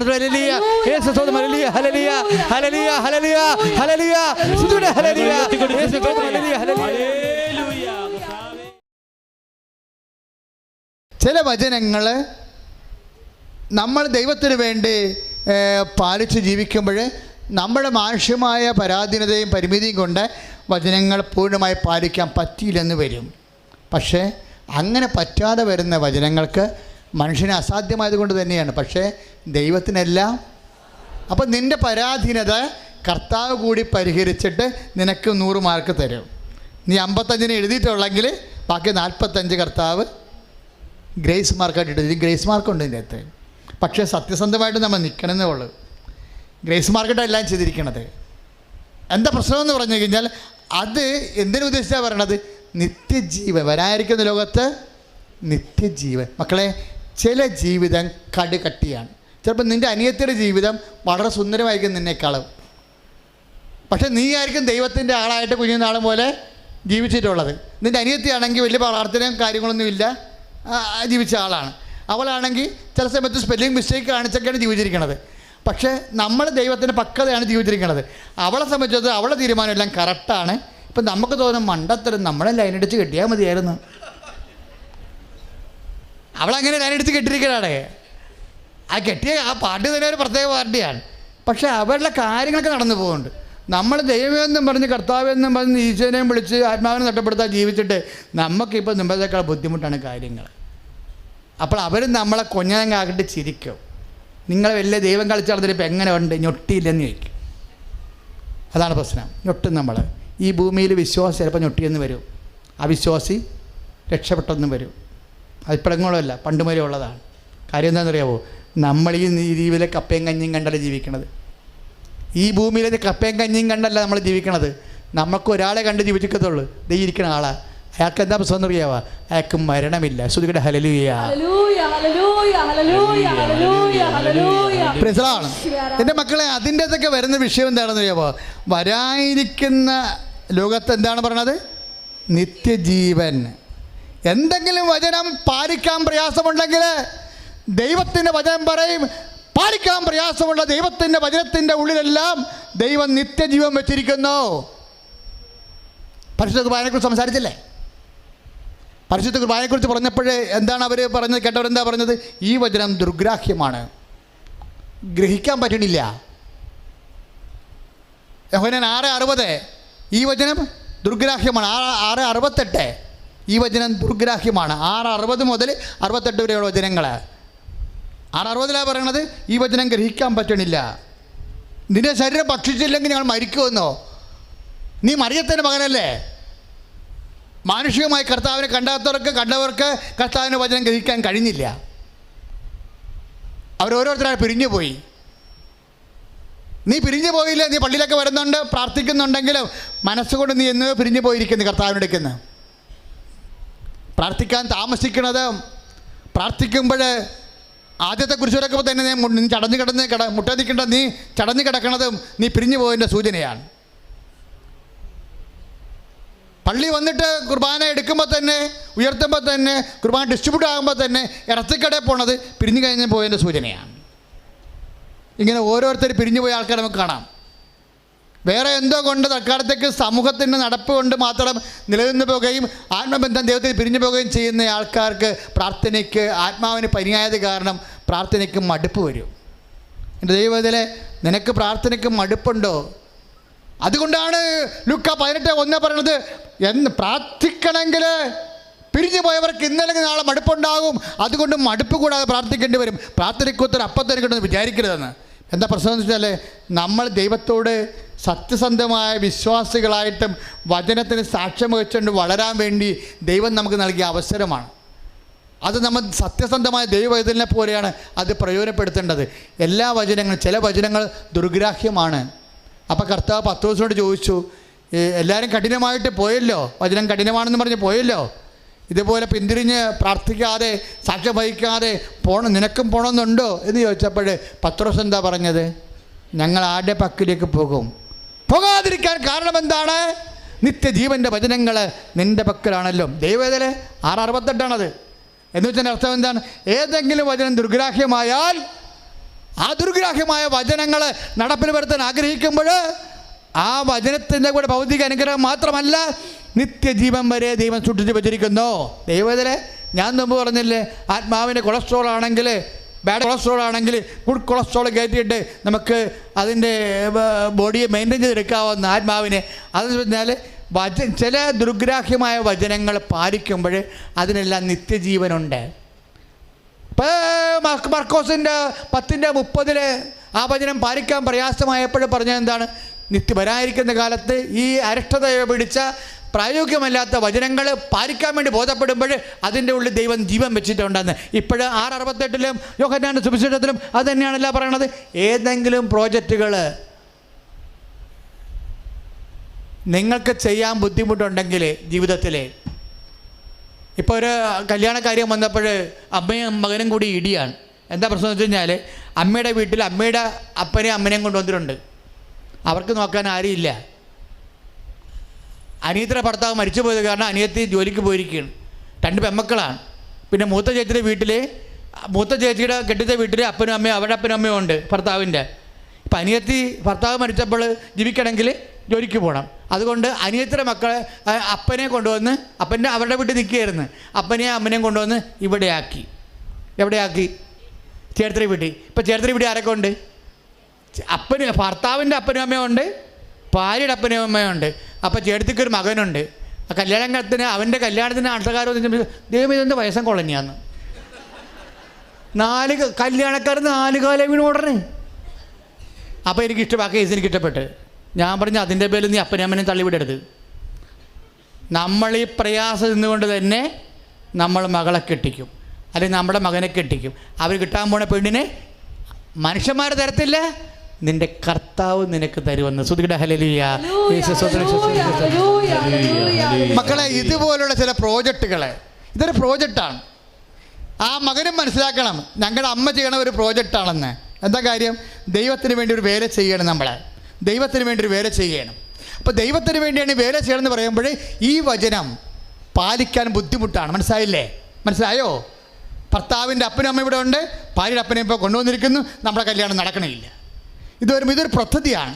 ഈ പദ്ധതി ചെയ്യാൻ വേണ്ടി ഇത് കർത്താവിൻ്റെ വചനമാണ് നമ്മൾ പാലിക്കണത്. മാതാപിതാക്കന്മാരെ ബഹുമാനിക്കുക എന്നുള്ള 4-ാം പ്രമാണം നമ്മൾ പാലിക്കണത്. ഈ 4-ാം പ്രമാണം പാലിക്കാൻ വേണ്ടി കർത്താവ് നിനക്ക് അവസരം തരുമ്പോൾ കർത്താവ് ജോസഫ് അച്ഛനോട് പറയുന്നു, ദൈവവേദന ഈ അപ്പനും അമ്മനും നോക്കുന്ന കുടുംബത്തിന് വേണ്ടി ഇത് നോക്കിക്കഴിഞ്ഞാൽ മാത്രം നിത്യജീവൻ അതിനെ ഉറപ്പിച്ച് വെച്ചിരിക്കുകയാണ്. കാര്യം എന്താണ്? കടുകട്ടിയായ വചനങ്ങൾ, പാലിക്കാൻ പ്രയാസമുള്ള വചന സാഹചര്യങ്ങളെല്ലാം ദൈവം നിത്യജീവനെ ഒളിപ്പിച്ച് വെച്ചിരിക്കുന്നു. കൈ അടിച്ച് കർത്താൻ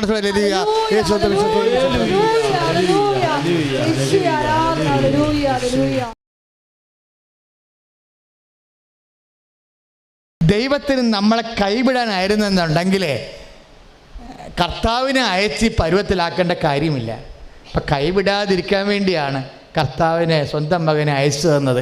ആ ദൈവത്തിൻ്റെ സ്നേഹത്തെ നീ വിശ്വാസത്തിലെടുക്കണം. അതുകൊണ്ട് നീ പതറരുത്, മരിക്കാൻ തീരുമാനിക്കുകയും ചെയ്യരുത്. കാര്യം എന്താ? നീ ഇവിടെ കൊണ്ട് നിന്നെ വരുത്തിയില്ലേ, ഇവിടെ നീ വന്നില്ലേ, ഈ മണ്ണിൽ നീ കാല് കുത്തി കഴിഞ്ഞപ്പോൾ എന്താ എൻ്റെ അർത്ഥം? നിൻ്റെ വിഷയത്തിൽ ദൈവത്തിന് പ്ലാനുണ്ട്.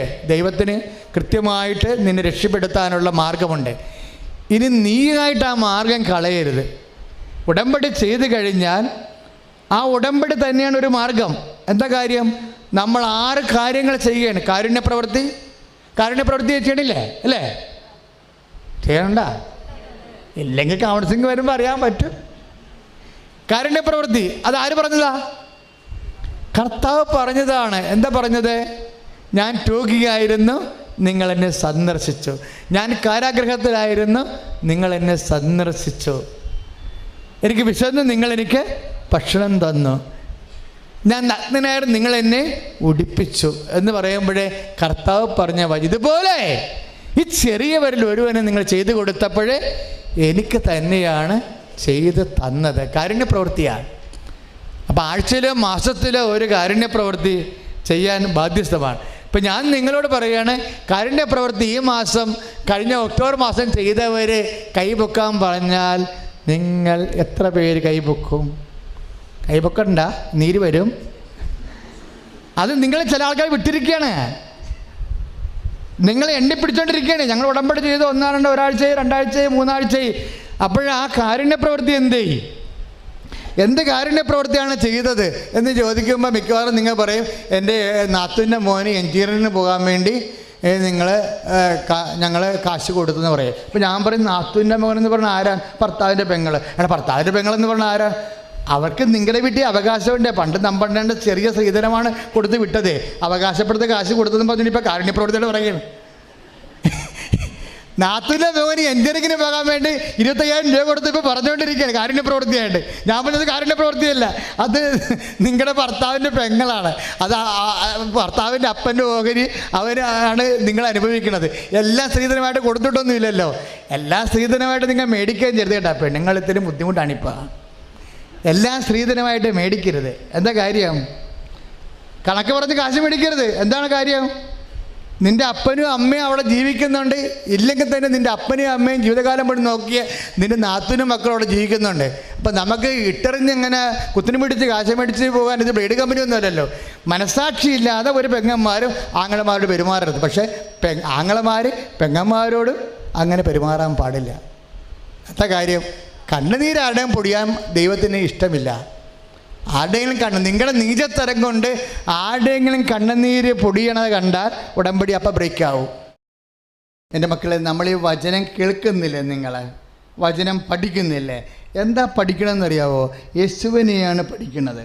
യേശുവിനെ മാത്രമല്ല പഠിക്കുന്നത്, നിത്യജീവനെക്കുറിച്ചാണ് പഠിക്കുന്നത്. നിത്യജീവനെക്കുറിച്ച് നമ്മളെ സംബന്ധിച്ചിടത്തോളം നമുക്ക് ആലപ്പുഴ വരെ പോയാൽ പറ്റത്തില്ല, അല്ലേ? ആലപ്പുഴ പോണവന് അമേരിക്ക പോണവന് ഒരു ടിക്കറ്റാണ്? അല്ല. ആലപ്പുഴ പോണവന് അമേരിക്ക പോണവന് ഒരേ പ്രോസസ്സാണ്? അല്ല, പ്രോസസ്സ് വ്യത്യാസമുണ്ട്. സാധാരണ ലോക്കലായിട്ട് കെട്ടി പോകാൻ പോണ മനുഷ്യനും നിത്യത വരെ പോകാൻ പോണ മനുഷ്യനും ഒരു ടിക്കറ്റാണ്. എൻ്റെ ദൈവവേദനേ, യു മസ്റ്റ് പേ. നീ ഇതിന് വേണ്ടി പേയ്മെൻറ്റ് നടത്തണം. അതാണ് ചോദിച്ചിരിക്കണം. അത്രേ ഉള്ളൂ. നീ ഇപ്പം നീ കർത്താവിന് നിത്യജീവൻ, അത് ചുമ്മാ ഒരു നിത്യജീവൻ എന്ന് പറഞ്ഞ നസ്രുദ്ദീൻ മുല്ലക്കാട് സൂപ്പ് എന്ന് പറഞ്ഞ പോലെ സൂപ്പ് വെള്ളമല്ല സംഭവം. നസ്രുൽ മുല്ലായ്ക്ക് ഒരുത്തൻ സൂപ്പ് ഒരു താറാവിനെ കൊടുത്ത് അത് സൂപ്പാക്കി.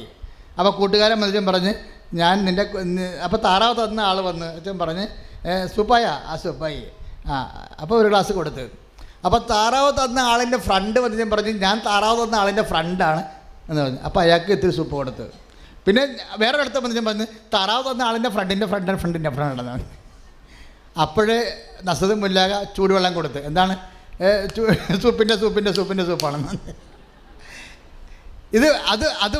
അതുപോലെയാണ് മനുഷ്യൻ്റെ കാര്യം. അതായത് നമ്മളെ സംബന്ധിച്ചിടത്തോളം നിത്യജീവൻ നമ്മുടെ ജീവിതത്തിൻ്റെ പരമമായ ഒരു ലക്ഷ്യമാണ്. ഈ കാര്യത്തെക്കുറിച്ച് നമ്മൾക്കൊരു ബോധമുണ്ടാകണം. ഈ കാര്യത്തിൽ വ്യക്തത വന്നാൽ ബാക്കിയെല്ലാം വ്യക്തതയായി. ഈ വ്യക്തത ഇല്ലാത്തത് എന്താ കാര്യം? നിത്യജീവനെക്കുറിച്ച് നിനക്ക് വ്യക്തതയില്ലെങ്കിൽ പിന്നെ ഒന്നിനും വ്യക്തത ഉണ്ടാകത്തില്ല. നിൻ്റെ ബിസിനസ്, നിന്നെ പറ്റിച്ചവർ, നിന്നെ ഗോപി വരപ്പിച്ചവർ, നിന്നെ പകയോടെ നിന്നെ സൈഡ് ലൈനാക്കിയവർ, ഇങ്ങനെ എന്തുമാത്രം ആൾക്കാരോടാണ് നമ്മൾക്ക് പ്രതികാരം ചെയ്യാനുള്ളത്. നീ പ്രതികാരം ചെയ്യേണ്ടെന്നൊന്നും ഈശോ പറഞ്ഞില്ല. മറ്റെന്താ പറഞ്ഞത്? നീയായിട്ട് ചെയ്ത് കൈനാറ്റിക്കേണ്ട, ഇങ്ങോട്ട് വിട്ടേരും, ഞാൻ ചെയ്തോളാം എന്നല്ലേ പറഞ്ഞത്. റോമാലേഖനത്തിൽ എന്താ പറയണത്? പ്രതികാരം എൻ്റെതാണ്, ഞാൻ ചെയ്തോളാം. ഇല്ലേ? റോമാലേഖനത്തിൽ പ്രതികാരം എൻ്റെതാണ്, ഞാൻ ചെയ്തോളാം എന്ന് പറയാൻ കാര്യം എന്താ? നീ ചെയ്യാൻ പോയുള്ള കുഴപ്പം എന്താ? നിൻ്റെ നിത്യജീവനാണ് നഷ്ടപ്പെടാൻ പോണത്. ദൈവം അത് സംരക്ഷിക്കാൻ വേണ്ടി മറ്റൊരു ലൂപ്പുകൾ ഉണ്ടാക്കി വെച്ചിരിക്കുകയാണ്, ഞാൻ കൈകാര്യം ചെയ്തോളാമെന്ന്.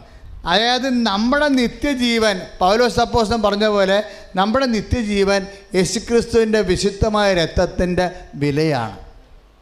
ഇത് വിശ്വാസിയുടെ കാര്യമാണ് ഞാൻ പറയണത്. വിശ്വാസിയെ സംബന്ധിച്ചിടത്തോളം ഒത്തിരി കോംപ്രമൈസ് നമ്മൾ ചെയ്യും, ഇല്ലേ? ചെയ്യത്തില്ലേ?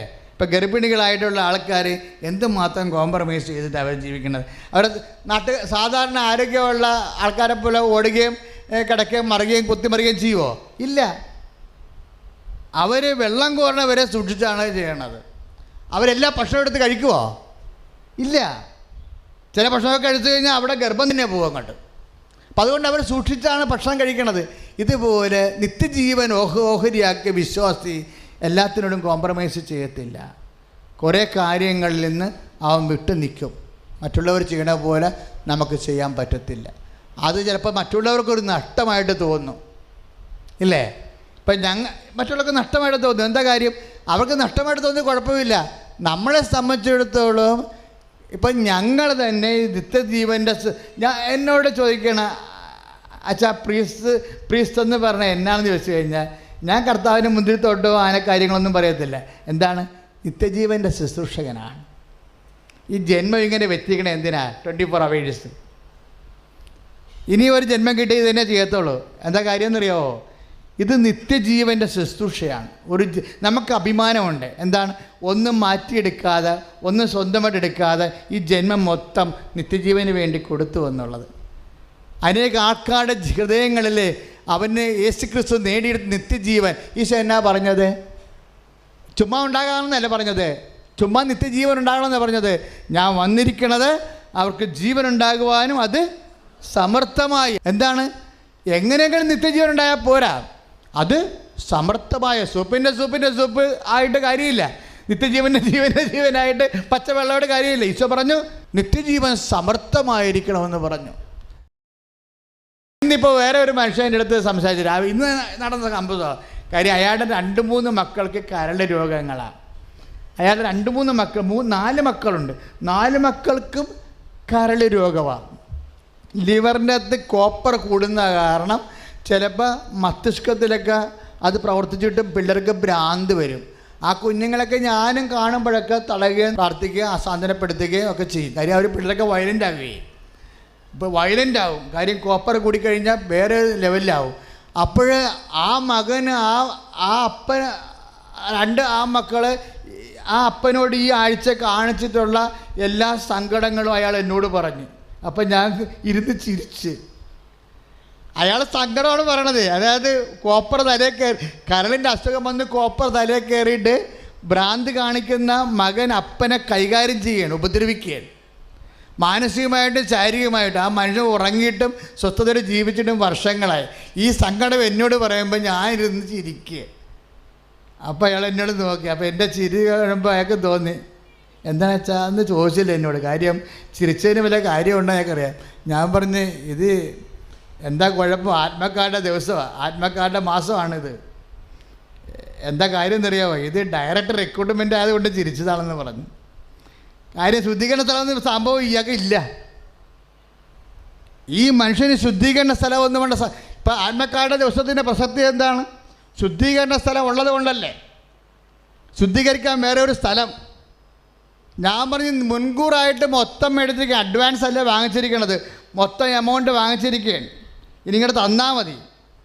ഇപ്പം നമ്മുടെ സാധനം വാങ്ങിക്കണം വിചാരിച്ചോ, ഒരു കാറ് അഡ്വാൻസ് അല്ലേ വാങ്ങിച്ചിരിക്കണത്, ഫുൾ എമൗണ്ടാണ് വാങ്ങിച്ചിരിക്കണത്.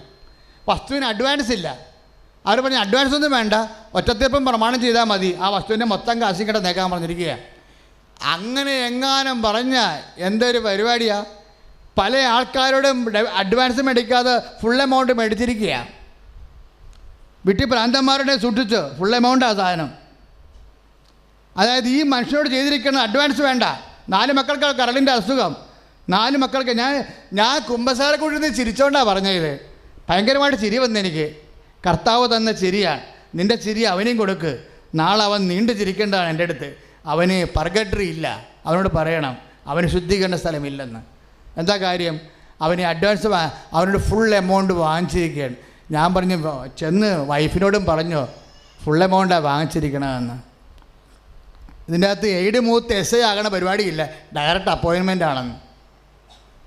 എൻ്റെ മക്കളെ സംഭവം എൻ്റെ എല്ലാവരും ശ്രദ്ധിക്കണേ. ഇത് നിങ്ങൾക്ക് ആർക്കെങ്കിലും തോന്നുന്നുണ്ട് നിങ്ങളോട് ദൈവം അനീതി ചെയ്തിട്ടുണ്ടെന്ന് നിങ്ങൾക്ക് തോന്നുകയാണെങ്കിൽ എല്ലാവരും സന്തോഷമായിട്ട് ജീവിക്കണം. അച്ഛാ ഞങ്ങൾക്കൊരു ക്രിസ്മസ് പോലും ഇല്ലെന്ന് ചില ആൾക്കാർ പറയത്തില്ലേ, ഞങ്ങൾക്കൊരു ഈസ്റ്റർ പോലും ഇല്ല. ഈസ്റ്ററിൻ്റെ ദിവസമൊക്കെ കുടിച്ച് വേലപടേനിയായിട്ട് വന്ന് അടിയുണ്ടാക്കി പോലീസുകാരായി വീട്ടിൽ വന്നതെന്ന് പറയും. അപ്പം നീ എന്ത് ചെയ്ത്? ഞാൻ കർത്താവിനോട് പറഞ്ഞു ദാറ്റ്സ് മതി. ഫുൾ എമൗണ്ട് എന്തെല്ലാം തരത്തിലാണ് പേയ്മെൻറ്റ് നടക്കണത്, ഫുൾ എമൗണ്ട് എന്തെല്ലാം തരത്തിൽ, അത് നമ്മൾക്ക് ന്യായമായി അവകാശപ്പെട്ട സന്തോഷം. കർത്താവ് ജനിച്ച ദിവസം, കർത്താവ് ഉയർത്തുന്നതിൻ്റെ ദിവസം, ആ സന്തോഷം ഏത് വിശ്വസിക്കാണ് അങ്ങനെ ഒരു സന്തോഷം മൗലിക അവകാശമല്ലേ? നമ്മൾ വിശ്വാസം സ്വീകരിച്ചുകൊണ്ട് നമുക്ക് കിട്ടിയ സന്തോഷമല്ലേ? ആ സന്തോഷം പോലും ദൈവം എടുത്താൽ എന്താണ് ഉദ്ദേശിക്കുന്നത്? അതുകൊണ്ട് ന്യായമായി നിനക്ക് ലഭിക്കായിരുന്ന സന്തോഷം പോലും നിനക്ക് കണ്ണീരായി കഴിഞ്ഞാൽ കർത്താവ് എന്താ ഉദ്ദേശിക്കുന്നത്? ഫുൾ ആൻഡ് അഡ്വാൻസ് ഇല്ലാതെ ഫുൾ എമൗണ്ട് മേടിക്കുകയാണ്. എന്ന് വെച്ചാൽ എന്താണ്? ഫുൾ എമൗണ്ട് നിന്നോട് വാങ്ങിച്ചാൽ നീ ദൈവരാജ്യത്തിൻ്റെ ഉടമസ്ഥനായി കൈ അടിച്ച് കർത്താവ് ഹല്ലേലൂയ, യേശുവേ സ്തോത്രം, ഹല്ലേലൂയ, ഹല്ലേലൂയ, ഹല്ലേലൂയ, ഹല്ലേലൂയ. എപ്പോഴും എൻ്റെ മക്കൾ പ്രാർത്ഥിക്കണം, ധാരണയെ സുഖപ്പെടുത്താൻ പ്രാർത്ഥിക്കണം. ഈ പ്രശ്നം മുഴുവൻ ഉണ്ടായിരിക്കുന്ന ധാരണയാണ്. സ്വർണത്തെക്കുറിച്ച് ധാരണ, വീടിനെക്കുറിച്ച് ധാരണ, വീട്ടുകാരെക്കുറിച്ച് ധാരണ, സ്വന്തപ്പെട്ടവരെക്കുറിച്ച് ധാരണ, എല്ലാത്തിനും ധാരണ. അപ്പോൾ എന്ത് പറ്റും? ധാരണ അതിലംഘിക്കേണ്ടതാണ് മക്കളെ, എന്നാലേ സമാധാനം കിട്ടത്തുള്ളൂ. ധാരണയില്ലേ നമുക്ക്? ഭർത്താവിനെക്കുറിച്ച് ധാരണ ഉണ്ടാവും അല്ലേ? ഭാര്യയെക്കുറിച്ച് നമുക്ക് ധാരണ ഉണ്ടാവും, അമ്മായിയമ്മയെക്കുറിച്ചൊക്കെ ധാരണ ഉണ്ടാവും. ഇത് നമ്മുടെ മുൻ പരിചയവും നമ്മളുടെ പഴയ കാല അനുഭവങ്ങളുടെ പശ്ചാത്തലത്തിൽ ഒരു ധാരണയാണ്. ഈ ധാരണ സുഖപ്പെടണം. നമുക്ക് കസ്മാറ്റിക്കാർ ആന്തരിക സൗഖ്യത്തിനൊക്കെ വേണ്ടി പ്രാർത്ഥിക്കും. പക്ഷേ എനിക്ക് പലപ്പോഴും തോന്നിയിരിക്കുക, ഞാനതിനെ വിമർശിക്കണില്ല, പക്ഷെ എനിക്ക് തോന്നിയിരിക്കുന്നത് മനുഷ്യൻ്റെ പ്രശ്നങ്ങളിൽ ധാരണ ഒരു വിഷയമാണ്. ധാരണ, എന്തിനെ കുറിച്ചുള്ള ധാരണ, ആ ധാരണക്കെതിരെ എന്തെങ്കിലും സംഭവിക്കുമ്പോഴാണ് ഇവർ പൊട്ടിത്തെറിക്കണത്. അപ്പോൾ ധാരണയുടെ മേലൊരു സൗഖ്യം കിട്ടിയാൽ സമാധാനമാകും. അതിന് ബൈബിൾ പറയണത് ധാരണകളെ അതിലംഘിക്കണമെന്നാണ് പറയണത്. ധാരണകളെ അതിലംഘിക്കണം. ധാരണ ഉണ്ടായിക്കഴിഞ്ഞാൽ ഉദ്ദേശം എന്താണ്? അത് എന്തിനുള്ളതാണ്? അതിലംഘിക്കാനുള്ളതാണ്. സൗന്ദര്യത്തെക്കുറിച്ചൊരു ധാരണ, ആരോഗ്യത്തെക്കുറിച്ച് ധാരണ, ഭക്ഷണത്തെക്കുറിച്ചുള്ള ധാരണ, വസ്ത്രത്തെക്കുറിച്ചുള്ള ധാരണ, ഈ ധാരണയാണ് നമ്മുടെ സമാധാനം നഷ്ടപ്പെടുത്തുന്നത്. അതുകൊണ്ട് ഒന്നും തൃപ്തിയില്ലല്ലോ. നമ്മൾ എന്തിനാണ് ഫാഷൻ മാറി മാറി മാറി ഇടുന്നത്? തൃപ്തിയില്ല. ഇപ്പം എങ്ങനെയുണ്ട് കണ്ണാടി പുറകിൽ നോക്കി, മുമ്പിൽ നോക്കി, ചെവി ആട്ടി നോക്കി, അതായത് മറ്റുള്ളവർ ചോദിച്ചില്ലേ. അപ്പോൾ നമുക്കൊരു ധാരണയുണ്ട്. ആ ധാരണ വരണവരെ നമ്മൾ അസ്വസ്ഥരായിരിക്കും. അപ്പം നമ്മുടെ അസ്വസ്ഥത എന്താ? നമ്മുടെ ധാരണയാണ് അസ്വസ്ഥത. അതുകൊണ്ട് ബൈബിൾ എന്ത് പറയും? എൻ്റെ മകളെ, നിൻ്റെ അസ്വസ്ഥത, എൻ്റെ മകനെ, നിൻ്റെ അസ്വസ്ഥത നിൻ്റെ ധാരണയാണ്. ഈ ധാരണയെ നീ അതിലംഘിക്കണം. ഈ ധാരണ എവിടുന്ന് കിട്ടി? ഇപ്പോൾ തന്നെ നമ്മൾ സീരിയലൊക്കെ കാണുന്നവരാണ് നിങ്ങൾ. ഈ സീരിയൽ കാണുന്ന പാവപ്പെട്ടവൻ്റെ കുടുംബം വല്ലതും സീരിയലുണ്ടോ? ഇല്ല. എല്ലാം യൂറോപ്യൻ ഫ്രഞ്ച് ഫാമിലീസാണ് അവരുടെ ചുറ്റവട്ടങ്ങളെ കാണിക്കണത്. എല്ലാം നല്ല ബംഗ്ലാവ് വീടുകളാണ് കാണിക്കണത് അല്ലേ? നമ്മളിവിടെ പോകാൻ ബംഗ്ലാവ് വീടുണ്ടാക്കാൻ. സീരിയലിൽ കാണുന്ന വീടുകളെല്ലാം എന്താണ്? വലിയ പോഷ് വീടുകളാണ്. ഒരു കോടി രൂപയുടെ വീടുകളൊക്കെയാണ് കാണിക്കുന്നത്. 1 കോടി രൂപയുടെ വീട്ടിൽ എത്ര രൂപയുടെ കട്ടിലിടണം? ഒരു 2 ലക്ഷത്തിൻ്റെ കട്ടിലൊക്കെ ഇടണം ഇല്ലേ? 2 ലക്ഷത്തിൻ്റെ കട്ടിൽ ഇടാൻ പറ്റും. വേണമെങ്കിൽ 2000ത്തിൻ്റെ കട്ടിൽ ഇടാൻ പറ്റും. ധാരണ എങ്ങനെ ഉണ്ടാക്കിയിരിക്കുന്നതാണ്? 2 ലക്ഷത്തിൻ്റെ കട്ടിലിൻ്റെ ധാരണയാണ് ഇപ്പോഴത്തെ പൊടിപ്പിള്ളേരൊക്കെ ഉണ്ടാക്കി കൊടുത്തിരിക്കുന്നത്. പണി വരാൻ പോകുന്നുണ്ടിനി. 2 ലക്ഷത്തിൻ്റെ കട്ടിലിൻ്റെ ധാരണയാണ് ഇതുപോലെയുള്ള വിഷ്വൽ മീഡിയയിലൂടെ നമ്മുടെ കുഞ്ഞുമക്കൾക്ക് കിട്ടിക്കൊണ്ടിരിക്കുന്നത്. ഇനി ഇവർ വലുതാകുമ്പോൾ കട്ടിലാണെങ്കിൽ അത്തരം കട്ടിലായില്ലേ പിന്നെ എന്ത് കട്ടിലെന്ന് ചോദിക്കണം. ഒരു കാലത്തിൽ അവരുണ്ടാക്കുന്ന കട്ടിൽ ദുഃഖങ്ങൾ ആരുടേതായിരിക്കും? അവരുണ്ടാക്കിയെടുത്തതായിരിക്കും ഇല്ലേ? അപ്പോൾ ബൈബിൾ എന്താ പറഞ്ഞത്? ധാരണകൾ അതില്ലെങ്കിൽ ഫിലിപ്പിയർ 4:6 എപ്പോഴും സന്തോഷത്തോടെ ഇരിക്കുക. പറഞ്ഞേ, ഇടതടവില്ലാതെ പ്രാർത്ഥിക്കുക, എല്ലാ കാര്യങ്ങളിലും കൃതജ്ഞത പ്രകാശിപ്പിക്കുക. അപ്പോഴേ നിങ്ങളുടെ ധാരണകളെ അതിലംഘിക്കുന്ന ദൈവത്തിന്റെ സമാധാനം നിങ്ങളുടെ ഹൃദയത്തെയും നിങ്ങളുടെ ചിന്തകളെയും കർത്താവായ യേശുക്രിസ്തുവിലെ സൂക്ഷിച്ചുകൊള്ളും. കൈ അടിച്ചു കർത്താവ്. അപ്പോൾ ഈ ധാരണകളുടെ മേൽ സൗഖ്യം കിട്ടാൻ വേണ്ടി എൻ്റെ മക്കൾ സ്തുതിച്ചാൽ മതി. അച്ഛൻ പ്രാർത്ഥിച്ചു തന്നോളാം. സ്തുതിക്കട്ടെ. ഹല്ലേലൂയ. നല്ലവനായ ഈശോയെ, നിൻ്റെ വിശുദ്ധമായ രക്തം കർത്താവേ അങ്ങ് തളിക്കണമേ കർത്താവേ. ഈശോ, നിൻ്റെ വിശുദ്ധ രക്തത്തെ കർത്താവേ തളിക്കണമേ കർത്താവേ. ധാരണകളെ കർത്താവേ അതിലംഘിക്കണമേ കർത്താവേ. ധാരണ ഉണ്ടാക്കുന്ന നിരാശകൾ, ധാരണ ഉണ്ടാക്കുന്ന എല്ലാ തരത്തിലുള്ള അസ്വസ്ഥതകൾ ഈശോയെ അങ്ങ് സ്പർശിക്കണമേ. യേശുക്രിസ്തുവിൻ്റെ വിശുദ്ധ രക്തം കർത്താവേ എല്ലാ ധാരണകളും അതിജീവിക്കട്ടെ. എല്ലാ ധാരണകളും അഭിഷേകം ചെയ്യട്ടെ. മനുഷ്യൻ്റെ ഭാരങ്ങൾ, അസ്വസ്ഥതകൾ പരിപൂർണമായി യേശുവിന്റെ നാമത്തിൽ മാറിപ്പോട്ടെ. ഹല്ലേലൂയ.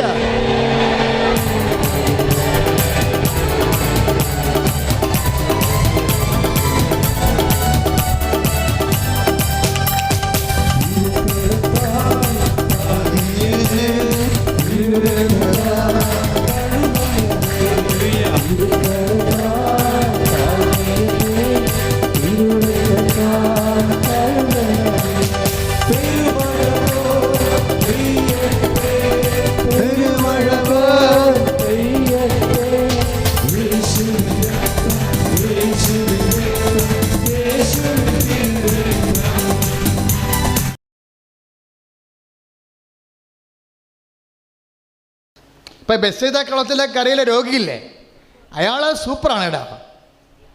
അയാളിങ്ങനെ തറവാദം പിടിച്ച് ആരെ സഹായിക്കാനില്ലാതെ ആരെങ്കിലും സഹായിച്ചാൽ മാത്രമേ അയാൾക്ക് ജീവിക്കാൻ പറ്റത്തുള്ളൂ. അയാളുടെ എക്സിസ്റ്റൻസ് നിലനിൽപ്പെന്ന് പറയണത് നാട്ടുകാർ സഹായിക്കാതെ നിലനിൽക്കാൻ പറ്റത്തില്ല. നാട്ടുകാർ സഹായിക്കാതെ നിലനിൽക്കാൻ പറ്റാത്ത ബൈബിളിലെ ഒരേ ഒരാളാണ് ഈ ബെസ്സേദ കുളത്തിലെ തറവാദ രോഗി. അയാളത് പറയുന്നുണ്ട്. കാര്യം എന്താ? അവിടെ സഹായിക്കുന്ന മെക്കാനിസം എന്ന് പറയണത് ബെസ്സേദ കുളം കലക്കണം. ആര് കലക്കും? റാഫേൽ മാലാഖ കലക്കും. എല്ലാ ദിവസവും കൊന്നും കലക്കത്തില്ല. ഒരു പ്രാവശ്യം കലക്കത്തുള്ളൂ. അതിന് ചാൻസ് ഇല്ല. ഒരു ചാൻസേ ഉള്ളൂ. ആ വണ്ടി പോയാൽ പോയി തന്നെ. പിന്നെ അടുത്ത കൊല്ലം ആ വണ്ടി വരത്തുള്ളൂ. ഇയാൾക്ക് ആളുമില്ല, അർത്ഥവുമില്ല, ഒന്നുമില്ല. ഇയാൾക്ക് ആ കിടപ്പ് തന്നെ. മാലാഖ വരുന്നുണ്ട്, കലക്കുന്നുണ്ട്, കുറേ ആൾക്ക് രക്ഷപ്പെടുന്നുണ്ട്. അയാളുടെ അടുത്ത് കിടന്ന വീട്ടുകാരും നാട്ടുകാരൊക്കെ വീട്ടിൽ പോയി സുഖപ്പെട്ട്. ഇയാളിപ്പോൾ ഇവിടെ കിടക്കണത് വർഷങ്ങളാണ്. 38 വർഷത്തോളം കിടക്കുക. അപ്പോൾ ഈശോ ചോദിച്ചു, ആഗ്രഹമുണ്ടോ എന്ന് ചോദിച്ചു. അത് എപ്പോഴും നമ്മൾ ശ്രദ്ധിക്കണം. ആഗ്രഹം ഒരു പ്രധാനപ്പെട്ട കാര്യമാണ്. ആഗ്രഹത്തിൽ എന്തെല്ലാം ഉണ്ടെന്നറിയാവോ? ആഗ്രഹത്തിൽ വിശ്വാസമുണ്ട്. ആഗ്രഹത്തിൽ desire is the cause of evil എന്നൊരു മനുഷ്യൻ പറഞ്ഞില്ലേ? മനുഷ്യരാശിയെ പറ്റിച്ചില്ലേ? ശ്രീബുദ്ധൻ എന്താ പറഞ്ഞത്? ആഗ്രഹമാണ്, desire is the cause of evil, ആഗ്രഹമാണ് എല്ലാ തിന്മകളുടെയും കാരണമെന്ന്. ഈശോ എന്താ പറഞ്ഞത്? ആഗ്രഹമാണ് എല്ലാ നന്മകളുടെയും കാരണം. കൈ അടിച്ച് കർത്താവിലല്ലേ. ചില സമയത്ത് ഇരുട്ട് വരുവേ, നമ്മുടെ ജീവിതത്തിൽ മാത്രമല്ല, അപ്പോസ്തലന്മാരുടെ ജീവിതത്തിൽ ഇരുട്ട് വരും. ഇരുട്ട് വരുമ്പോൾ ആടെ വെളിച്ചമാണ് ആദ്യം തെളിയണമെന്ന് നിങ്ങൾക്കറിയാവോ? ദൈവത്തെ കൂടുതൽ സ്നേഹിക്കുന്നവരുടെ വെളിച്ചമാണ്, വിശ്വസിക്കുന്നവരുടെ അല്ല. അതെപ്പോഴും ഓർക്കണം. ഇരുട്ട് വന്നു കഴിഞ്ഞാൽ നേരെ ചൊവ്വയൊക്കെ കണ്ണ് ചൊവ്വ കാണാമെങ്കിൽ കുഴപ്പമില്ല. പക്ഷേ ഇരുട്ട് വന്നു പോയാൽ ആരുടെ വിളക്കാണ് കാറ്റുരഞ്ഞ് ആദ്യം കത്തണത്? ദൈവത്തെ ജീവനേക്കാളുപരി സ്നേഹിക്കണവരുടെ വിളക്കാണ് ആദ്യം കത്തണത്. അതെങ്ങനെ എനിക്ക് മനസ്സിലായെന്നറിയാമോ? തോമാസ് ലീഗയുടെ ജീവിതത്തിൽ നിന്ന് എനിക്ക് മനസ്സിലായത്. തോമാസ് ലീഗയുടെ ജീവിതത്തിലെ, അപ്പോസ്തലന്മാരുടെ ജീവിതത്തിലെ ഒരു പണ്ടാട് ഇരുട്ട് വന്നു. വല്ലാത്ത ഇരുട്ട് മാത്രം. ഒരടി മുന്നോട്ട് പോകാൻ പറ്റാത്ത അവസ്ഥ. എന്ത് സംഭവം എന്ന് വെച്ച് കഴിഞ്ഞാൽ, ഈശോ ദൈവത്തെ പിതാവേ എന്ന് വിളിച്ചതല്ല. ഈശോ ഇപ്പം എൻ്റെ അപ്പനെ ഞാൻ അപ്പ എന്നല്ലാതെ വേറെ വല്ലതും വിളിക്കുമോ? എൻ്റെ അപ്പനെ ഞാൻ അപ്പ എന്നല്ലേ വിളിക്കത്തുള്ളൂ. അത് വിളിച്ച് കേട്ടപ്പോൾ മറ്റുള്ളവർക്ക് ഭയങ്കരമായ ഉതപ്പ് വന്നതേ, ഇവൻ ദൈവത്തെ അപ്പ എന്ന് പിതാവെന്ന് വിളിച്ചു. എന്നുവെച്ചാൽ ദൈവത്തെ അങ്ങനെ നാട്ടു നടപ്പനുസരിച്ച് അപ്പ അമ്മ എന്നൊന്നും വിളിക്കാൻ പാടില്ല എന്ന് ചിന്തിക്കുന്ന ഒരു വെളിപാടുള്ള ജനമായിരുന്നു ഇസ്രായേൽ. അപ്പോൾ അവർക്കത് ബ്ലാസ്ഫെമി, ദൈവത്തെ ഇങ്ങനെ കുറ്റം പറഞ്ഞ പോലെയും ഒക്കെ അവർക്ക് ഉൾക്കൊള്ളാം. അവർ അങ്ങനെ ദൈവത്തെ ശപിക്കുന്നവനെ കല്ലെറിഞ്ഞ് കൊല്ലാനാണ് യഹൂദൻ്റെ ആദ്യകാലം മുതലുള്ള പാരമ്പര്യം. അപ്പം അത് ഈശോ വന്നത് തന്നെ എന്തിനാ? നിങ്ങൾ വിചാരിക്കണ പോലെ അനന്തമായ അജ്ഞാതമായ ദീപ്തിപൂരത്തിൽ വാണരുളുന്ന ഒരു അബ്സ്ട്രാക്റ്റ് പ്യുവർ ആക്ട് അല്ല ദൈവം. അമൂർത്തനായ ഒരു നിഷ്ക്രിയനല്ല ദൈവം. ദൈവം അപ്പയാണെന്ന് പറയാനാണ് ഈശോ അവതരിച്ചത്. കൈ അടിച്ച് കർത്താൻ. അപ്പോൾ അത് ദൈവത്തെ പിതാവെന്ന് വിളിച്ചതോടുകൂടി വലിയ ഈശോ ഉദ്ദേശം എന്തറിയാവോ? ദൈവം പിതാവാണല്ലോ. ദൈവത്തെ വെളിപ്പെടുത്തി പിതാവ് ആണെന്ന് മക്കൾക്ക് മനസ്സിലായി കഴിഞ്ഞാൽ നിങ്ങളുടെ സ്നേഹം വർദ്ധിക്കും. മനസ്സിലായില്ലേ? ദൈവം ഒരു അമൂർത്തനായ നിഷ്കാമ കർമ്മനാണ്, നിർഗുണ ബ്രഹ്മനാണെന്നൊക്കെ പറഞ്ഞു കഴിഞ്ഞാൽ ഹൗ കാൻ വി ലവ്? നമുക്ക് എങ്ങനെ സ്നേഹിക്കാൻ പറ്റുമോ? അതുകൊണ്ട് ഈശോ പറഞ്ഞു you must love because God is father. ദൈവം പിതാവാണെന്ന് പറഞ്ഞു. അപ്പം മനുഷ്യൻ്റെ സ്നേഹ നിലവാരത്തെ വർദ്ധിപ്പിക്കുക. ദൈവത്തോടുള്ള സ്നേഹത്തെ വർദ്ധിപ്പിച്ചാൽ എന്ത് സംഭവിക്കും? 17:24 വർക്കൗട്ട് ചെയ്യും യോഹന്നാൻ. പിതാവേ, ലോകസ്ഥാപനത്തിന് മുമ്പ് എനിക്ക് അങ്ങേക്ക് എന്നോടുള്ള സ്നേഹത്താൽ അങ്ങനെ മഹത്വപ്പെടുത്തിയെന്ന്. Praise the lord. ഹല്ലേലൂയ. അപ്പോൾ നമുക്ക് ദൈവത്തോട് സ്നേഹമുണ്ടെങ്കിൽ അപ്പോൾ ദൈവത്തിൻ്റെ സ്നേഹം വർദ്ധിച്ചിട്ട് ദൈവം നമ്മളെ മഹത്വപ്പെടുത്താൻ കഴിയും. അപ്പോൾ അനുഗ്രഹത്തിൻ്റെ വലിയൊരു നൂറ്റാണ്ടുകളായിട്ട് പൂട്ടിക്കിടന്ന സ്വർഗത്തിൻ്റെ അനുഗ്രഹത്തിൻ്റെ വാതിലാണ് അപ്പായാണെന്ന് ദൈവം ഒന്ന് വെളിപ്പെടുത്തിയപ്പോൾ ഈശോ മുറുക്കെ തുറന്നു തന്നത്. കൈ അടിച്ച് കർത്താൻ. ഈ വലിയ വെളിപാട് കിട്ടിയപ്പോൾ യഹൂദന്മാരങ്ങ് ഇളകി യേശുവിനെ അപ്പോസ്തലന്മാരെ കല്ലെറിയാൻ തുടങ്ങി.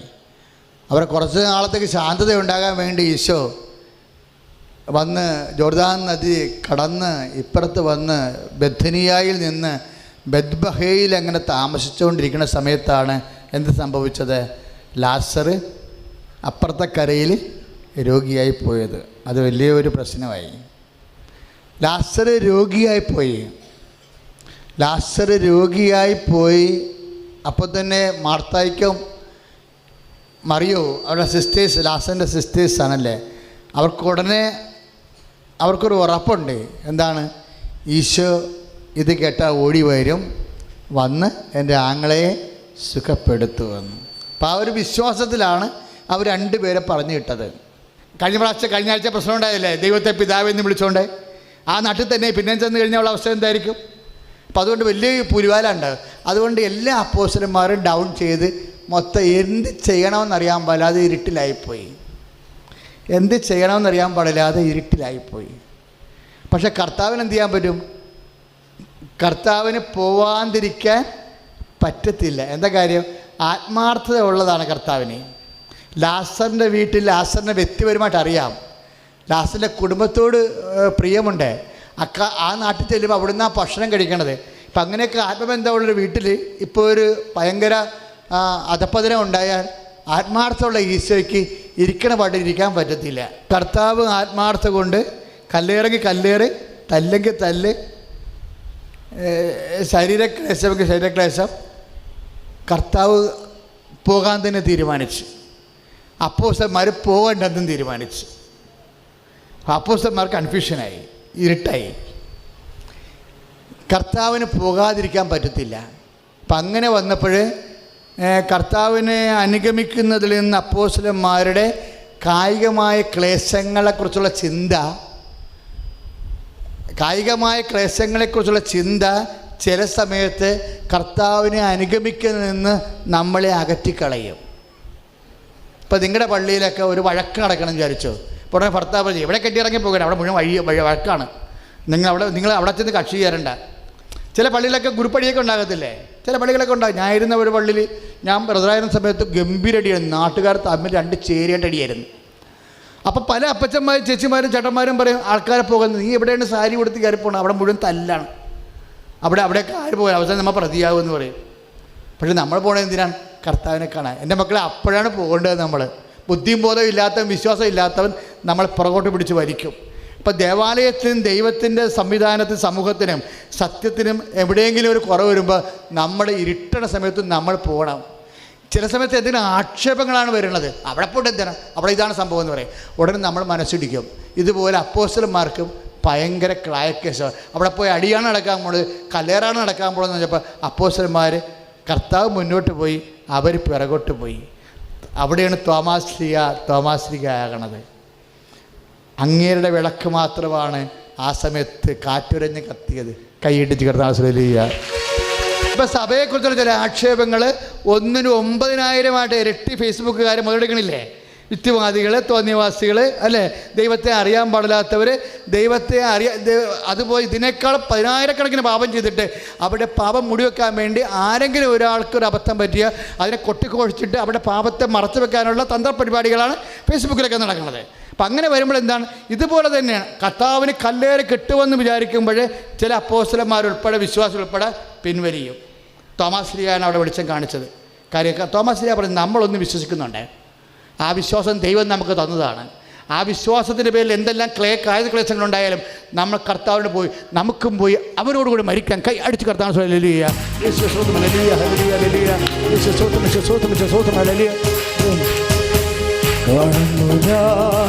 വിശ്വാസത്താൽ എൻ മുൻപിൽ ചെങ്കടൽ രണ്ടാകുന്നു. കാണുന്നു ഞാൻ വിശ്വാസത്താൽ എൻ മുൻപിൽ ചെങ്കടൽ രണ്ടാകുന്നു. കാണാത്ത കാര്യങ്ങൾ കൺമുൻപിലെന്ന പോലെ വിശ്വസിച്ചിരുന്നു എൻ കർത്താവേ. കാണാത്ത കാര്യങ്ങൾ കൺമുൻപിലെന്ന പോലെ വിശ്വസിച്ചിരുന്നു എൻ കർത്താവേ. കാണുന്നു ഞാൻ വിശ്വാസത്താൽ എൻ മുൻപിൽ ചെങ്കടൽ രണ്ടാകുന്നു. പരിശുദ്ധ പരമദിവ്യകാരുണ്യത്തിന് ആരാധനയും സ്തുതിയും പുകഴ്ചയും ഉണ്ടായിരിക്കട്ടെ. പരിശുദ്ധ പരമദിവ്യകാരുണ്യത്തിന് ആരാധനയും സ്തുതിയും പുകഴ്ചയും ഉണ്ടായിരിക്കട്ടെ. ആ ഒറ്റ വാക്ക് തോമാശ്ലീഹയ്ക്ക് എവിടുന്ന് കിട്ടിയതാ? നമുക്കും പോയി അവനോട് മരിക്കാമെന്ന്. ആ ഒറ്റ വാക്ക്. അപ്പോൾ ആ പഴ ഇരുട്ടിൽ തപ്പി മരവിച്ച് നിന്നിരുന്ന അപ്പോസ്തലന്മാർ മുഴുവൻ ഒറ്റയടിക്കാണ്, ഒറ്റ വാക്കിൽ, തോമാശ്ലീഹ ഒറ്റ വാക്കിലാണ് കർത്താവിൻ്റെ പിന്നിൽ അണിനിരത്തിയത്. രക്തസാക്ഷിത്വത്തിൻ്റെ വഴികളിൽ വിശ്വാസത്തിൻ്റെ ഒരു സമൂഹത്തെ വാർത്തെടുത്തുകൊണ്ട് അപ്പോസ്തലന്മാരെ ഒറ്റ വാക്കിൽ കർത്താവിൻ്റെ പിന്നിൽ ഭയങ്കരമായ തകർച്ചയുടെ പ്രതിസന്ധിയുടെ സമയത്ത് അണിനിരത്തിയ ആളാണ് തോമാശ്ലീഹ. അതാണ് സ്നേഹമെന്ന് പറയണത്. അത് വിശ്വാസമല്ല. വിശ്വാസത്തിൻ്റെ കാര്യം പറയുമ്പോൾ തോമാശ്ലീഹ പറയും, എനിക്ക് വിശ്വാസമല്ല നിന്നോടുള്ളത്, എനിക്ക് നിന്നോടുള്ളത് സ്നേഹമാണ്. എനിക്ക് നിന്നോട് വിശ്വാസമല്ല ഉള്ളത്. സ്നേഹിക്കുന്നവൻ എന്ന് വിശ്വസിക്കണം. കാര്യം എന്താണ്? 10ാം ക്ലാസ്സിൽ 10ാം ക്ലാസ്സിൽ പഠിക്കുന്നവന് 8ാം ക്ലാസ്സിൽ എത്തിയിരിക്കുന്ന കാര്യമുണ്ടോ? 10ാം ക്ലാസ്സിൽ പഠിക്കണവനാണ്. നീ എന്തിനാ 8ാം ക്ലാസ്സിൽ പാഠപുസ്തകം വായിക്കണത്? തോമസ് ലീഹ പറഞ്ഞു, എനിക്ക് നിന്നോട് വിശ്വാസമല്ല ഉള്ളത്, എനിക്ക് നിന്നോട് സ്നേഹമാണുള്ളത്. ചുമ്മാ സ്നേഹമല്ല, നിന്റെ ജീവന് വേണ്ടി ജീവൻ കളയാനുള്ള സ്നേഹം. കൈ അടിച്ചു കയർത്താണ്. ഹല്ലേലൂയ. ഇതാണ് പൗലോസ് അപ്പോസ്തലനോട് പരിശുദ്ധാത്മാവ് പറഞ്ഞത്. എന്താ പറഞ്ഞത്? വിശ്വാസം പ്രത്യേക സ്നേഹം, അവൽ ഏറ്റവും ഉത്കൃഷ്ടമായത് എന്താണ്? സ്നേഹമാണ്. Price the Lord. 1 കൊരിന്ത്യർ 13:13 വിശ്വാസം, പ്രത്യാശ, സ്നേഹം, അതിൽ സർവോത്കൃഷ്ടം എന്താണ്? സ്നേഹമാണ്. അതുകൊണ്ടാണ് കർത്താവ് പറയണത്, ലോകസ്ഥാപനത്തിന് മുമ്പ് നിനക്ക് എന്നോടുണ്ടായിരുന്ന സ്നേഹത്താൽ, യോഹന്നാൻ 17:24 അങ്ങനെക്ക് മഹത്വം നൽകി. ദൈവപൈതലേ, വിശ്വാസം പ്രതിസന്ധി നിൽക്കുമ്പോൾ, കൂദാശകൾ പ്രതിസന്ധി നിൽക്കുമ്പോൾ, കൂദാശയെക്കുറിച്ചും വൈദികരെക്കുറിച്ചുമില്ല, ഇങ്ങനെ നിസ്സാരമായ കാര്യങ്ങൾ. ഫേസ്ബുക്കിലൊരു പോസ്റ്റ് വന്നായിരുന്നു. വീണ ചീഞ്ഞ പഴങ്ങളെക്കുറിച്ചല്ല സഭയെ വിലയിരുത്തേണ്ടത്. ഒരു വൃക്ഷത്തെ വിലയിരുത്തേണ്ടത് എങ്ങനെയാണ്? അടർന്ന് വീണ പഴങ്ങളെക്കുറിച്ചാണ്? അല്ല, അവിടെ നിന്ന് പൂത്ത് നിൽക്കുന്ന പഴങ്ങളെക്കുറിച്ചും പൂത്ത് നിൽക്കുന്ന പുഷ്പങ്ങളെക്കുറിച്ചും, മരം മുഴുവനും പൂത്ത് നിൽക്കുന്ന പുഷ്പങ്ങളെക്കുറിച്ചും, മരം മുഴുവനും പഴുത്ത് നിൽക്കുന്ന 99% പഴങ്ങളെക്കുറിച്ചാണ് മരത്തെ വിലയിരുത്തേണ്ടത്. ആരെങ്കിലും മനുഷ്യരാണ് വീണ് പോയി കഴിഞ്ഞാൽ അത് വെച്ച് വിലയിരുത്തേണ്ടത് ദുഷ്ടലാക്കോടുകൂടിയായിരിക്കും. അവർ വിശ്വാസികളല്ല, കർത്താവിനുള്ളവരല്ലെന്ന് തിരിച്ചറിയാനുള്ള കഴിവും വിവേചനശക്തിയും വിശ്വാസിക്ക് ഉണ്ടാകണം. അതുകൊണ്ട് ഇങ്ങനെയുള്ള പ്രതിസന്ധികൾ ഉണ്ടാവണം. ഇങ്ങനെയുള്ള പ്രതിസന്ധി കർത്താവിനുണ്ടായിരുന്നില്ലേ? കർത്താവിന് പ്രതിസന്ധി ഉണ്ടായപ്പോഴാണല്ലോ തോമാസ് ലീഹ വെളിച്ചം കാണിച്ചു കൊടുത്തത്. നമുക്ക് അതാണ് വിശ്വാസം. പ്രതിസന്ധിയിലായപ്പോൾ അപ്പോസ്തലന്മാരെല്ലാം മരവിച്ചു. കർത്താവിനെ അനുഗമിക്കുന്നതിൽ നിന്ന് മരവിച്ചപ്പോൾ തോമാസ് ലീഹ ഒറ്റക്ക് നിന്നുകൊണ്ടാണ് എല്ലാത്തിനെയും കൊണ്ട് തിരിച്ചു കൊണ്ടുവന്നത്. കർത്താവിലേക്ക് എന്താണ്? സ്നേഹമാണത്. അതുകൊണ്ടാണ് വിശ്വാസം പ്രത്യേക സ്നേഹം, അത് സർവോത്കൃഷ്ട സ്നേഹമാണെന്ന് പറയുന്നത്.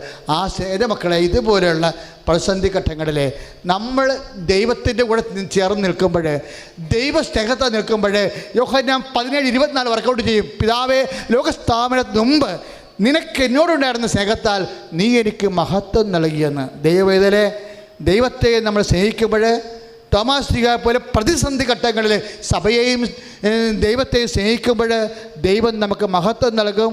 ആ മഹത്വത്തിൻ്റെ അതിൻ്റെ ബഹിഷ്പൂരണമായിട്ടാണ് നമുക്ക് ജീവിതത്തിനെല്ലാം ഉന്നതമായ വിജയം ഉണ്ടാകണത്. ഒരു പക്ഷേ പ്രതിസന്ധികൾ ഉണ്ടാകുമ്പോൾ ദൈവത്തോട് ചേർന്നതുകൊണ്ട് നീ ദൈവത്തിന് സാക്ഷ്യം നൽകുമ്പോൾ നിനക്ക് ദൈവം മഹത്വം നൽകും. ആ മഹത്വം നിൻ്റെ ജീവിത ഉയർച്ചയായി ഉയരുകയും ചെയ്യും, ഉയർച്ചയ്ക്ക് കാരണമാവുകയും ചെയ്യും, അത് സാക്ഷ്യമാവുകയും ചെയ്യും.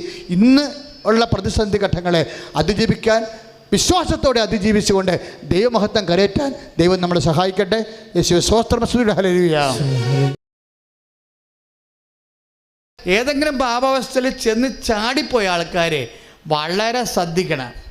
നിങ്ങൾ എബവ് ആവറേജ് ലെവലിലാണ് കിഡ്നി അടിച്ച് പോകാൻ നിൽക്കുന്നത്, ഹാർട്ട് അടിച്ച് പോകാൻ നിൽക്കുന്നത്, ഇല്ലേ? ഇപ്പം നിങ്ങൾക്ക് ബ്ലോക്കുണ്ട്. ബ്ലോക്കുള്ള ആൾക്കാരോട്, 2-3 ബ്ലോക്കുള്ള ആൾക്കാർ ഡോക്ടർ പറയും മദ്യപിക്കരുത്. ഇനി മദ്യപിച്ചിട്ട് ഇല്ലാത്ത പ്രശ്നം, ഹാർട്ടിന് കൂടുതൽ ഓവർ വെയിറ്റ് കൊടുക്കുക, ഓവർ ഭാരം കൊടുക്കരുതെന്ന് പറയും. ഇതുപോലെ അതെന്തായാലും ശരി, ദൈവതിരുസന്നിധി വരുമ്പോൾ, കർത്താവൻ തൊടുമ്പോൾ അജിയോഗ്രാഫിയും അതുപോലെ തന്നെയുള്ള എല്ലാ പരിപാടികളും. ഇപ്പോൾ എത്ര കല്ലുകളാണ് തെറിച്ച് പോയിരിക്കണ കിഡ്നിയെന്ന്. പാങ്ക്രിയാസിൽ നിന്ന് വരെ കല്ല് പോയില്ലേ? ആദ്യം കാണുന്ന സാക്ഷ്യം കണ്ടില്ലേ? പാങ്ക്രിയാസിൻ്റെ കല്ലാണ്. അതൊക്കെ പാങ്ക്രിയാസിനെയും കൊണ്ടേ പോകത്തുള്ളൂ. ഷുഗർ അടിച്ച് മരിക്കും അയാൾ. അതാ ദൈവം തൊട്ടില്ലെങ്കിൽ അങ്ങോട്ട് പോയാൽ അറിയാൻ പറ്റും. ഓപ്പറേഷൻ ചെയ്താലും പാങ്ക്രിയാസിന് ഡാമേജ് ഉണ്ടാവും. പാങ്ക്രിയാസ് ഡാമേജ് വന്നാൽ പിന്നെ ഷുഗർ പേഷ്യൻ്റാണ്, സിവിയർ ഷുഗർ പേഷ്യൻ്റാണ്. പിന്നെ ഇമ്മ്യൂണിറ്റി പോകും, അടിപൊളി, പിന്നെ പണിയാണ്, പിന്നെ മുറിവുകൾ പൊറുക്കത്തില്ല, പല പ്രശ്നങ്ങൾ. എന്തെല്ലാം പ്രശ്നങ്ങളിൽ നിന്നാണ് ആ വ്യക്തിയെ കർത്താവ് ഒരു സെക്കൻഡ് കൊണ്ട് സുഖപ്പെടുത്തിയത്. അപ്പം ശാരീരിക രോഗങ്ങൾ അവിടെ നിൽക്കട്ടെ, പക്ഷേ ഞാൻ സംസാരിച്ചുകൊണ്ടിരിക്കുന്നത് ആത്മാവിൻ്റെ ഒരു ബ്രിമ്മിലാണ് നിൽക്കണമെന്നുണ്ടെങ്കിൽ പുതിയ പാപങ്ങൾ ചെയ്തുകൊണ്ട് നീ ആത്മാവിനെ പ്രതിരോധത്തിലാക്കരുത്. പറഞ്ഞ മനസ്സായോ? ഏതെങ്കിലും ഒരു ക്യാപിറ്റൽ സെൻസിലാണ് നീ ജീവിക്കണത്. നീ നിൻ്റെ ജീവിത പങ്കാളി വേറെ ഭാര്യയുള്ള ആളാണ്, വേറെ ഭർത്താവുള്ള ആളാണെന്ന് വിചാരിച്ചോ? അപ്പം അങ്ങനെയുള്ള സമയത്ത് നീ പലരോടും തട്ടുമുട്ടിയിട്ട് ദൈവത്തിൻ്റെ തിരുസന്നിധിയിൽ മൽപ്പിടുത്തം നടത്തിയിട്ട് ആത്മാവിന് പട്ടിത്തിടത്തിന് വില പോലും ഇല്ലാതെ പിശാചായിട്ടാണ് നീ ജീവിക്കണത്. പക്ഷേ അങ്ങനെ ജീവിക്കുമ്പോൾ അതിൻ്റെ സാഹചര്യത്തിൽ നീ വന്നു പെട്ടുപോയ ഒരു ഹതഭാഗ്യമായ ഒരു അവസ്ഥയാണ്. ആ അവസ്ഥ നമ്മൾ എടുക്കുമ്പോൾ ഇനിയുള്ള കാലങ്ങളിൽ കർത്താവെ ഇങ്ങനെ വന്നപ്പെട്ടുപോയി, മേലിൽ പാപം ചെയ്യാതിരിക്കാൻ വേണ്ടി, കൂടുതൽ മോശമായൊന്നും സംഭവിക്കാതിരിക്കാൻ വേണ്ടി മേലിൽ പാപം ചെയ്യണമെന്ന് ഈശോ പറയുമ്പോൾ ദൈവവചനത്തോട് ഒരു എക്സിക്യൂഷൻ നടപടി ഉണ്ടാകണം. എന്താണ്? പരമാവധി ദൈവവചനങ്ങൾ പാലിച്ചുകൊണ്ടിരിക്കണം. ഇപ്പം നമ്മൾ ഹൃദയത്തിന് ബ്ലോക്കാണ്, കൊളസ്ട്രോൾ, മോശം കൊളസ്ട്രോൾ കൂടുതലാണെന്ന് പറഞ്ഞു കഴിഞ്ഞാൽ ആൾക്കാർ പറയും നിങ്ങൾ ഒമേഗ 3 കഴിക്കാൻ പറയും, വല്ല ലിവറിൻ്റെ ഓയിലാ, ചൊറകിൻ്റെ ഓയിലാ ഒക്കെ കഴിക്കാൻ പറയും, അല്ലെ മത്തി അതൊക്കെ കഴിക്കാൻ പറയും. ഹൃദ്രോഗികളൊക്കെ പറഞ്ഞില്ലേ, അതെന്താ? മോശം കൊളസ്ട്രോളിനെ കൗണ്ടർ ചെയ്യാൻ പുതിയ കൊളസ്ട്രോൾ, നല്ല കൊളസ്ട്രോൾ ഉണ്ടാക്കിയെടുക്കണതാണ്. ഇതുപോലെ ആത്മാവിനെ സംബന്ധിച്ചിടത്തോളം നമ്മൾക്ക് ഒരു ബ്രിമ്മിലാണ് നമ്മൾ നിൽക്കുന്നത്, പാപാവസ്ഥയിലാണെന്നെങ്കിൽ നമുക്ക് ചെയ്യാവുന്ന കാര്യം എന്താണെന്നറിയാവോ? നമുക്ക് വചനങ്ങൾ എക്സിക്യൂട്ട് ചെയ്തുകൊണ്ട് ഇതിൻ്റെ ആരോഗ്യം വീണ്ടെടുക്കാൻ പറ്റും. ദൈവവചനം പ്രാബല്യത്തിലാക്കിയ യാക്കോബ് 1:25 എന്താ പറയണമെന്നറിയാമോ? അതായത് കേട്ടത് മറക്കാനല്ല, പ്രാവർത്തികമാക്കാനാണ്. പ്രാവർത്തികമാക്കിയ അനുഗ്രഹം ലഭിക്കുമെന്ന് കൈ അടിച്ച് കർത്താൻ.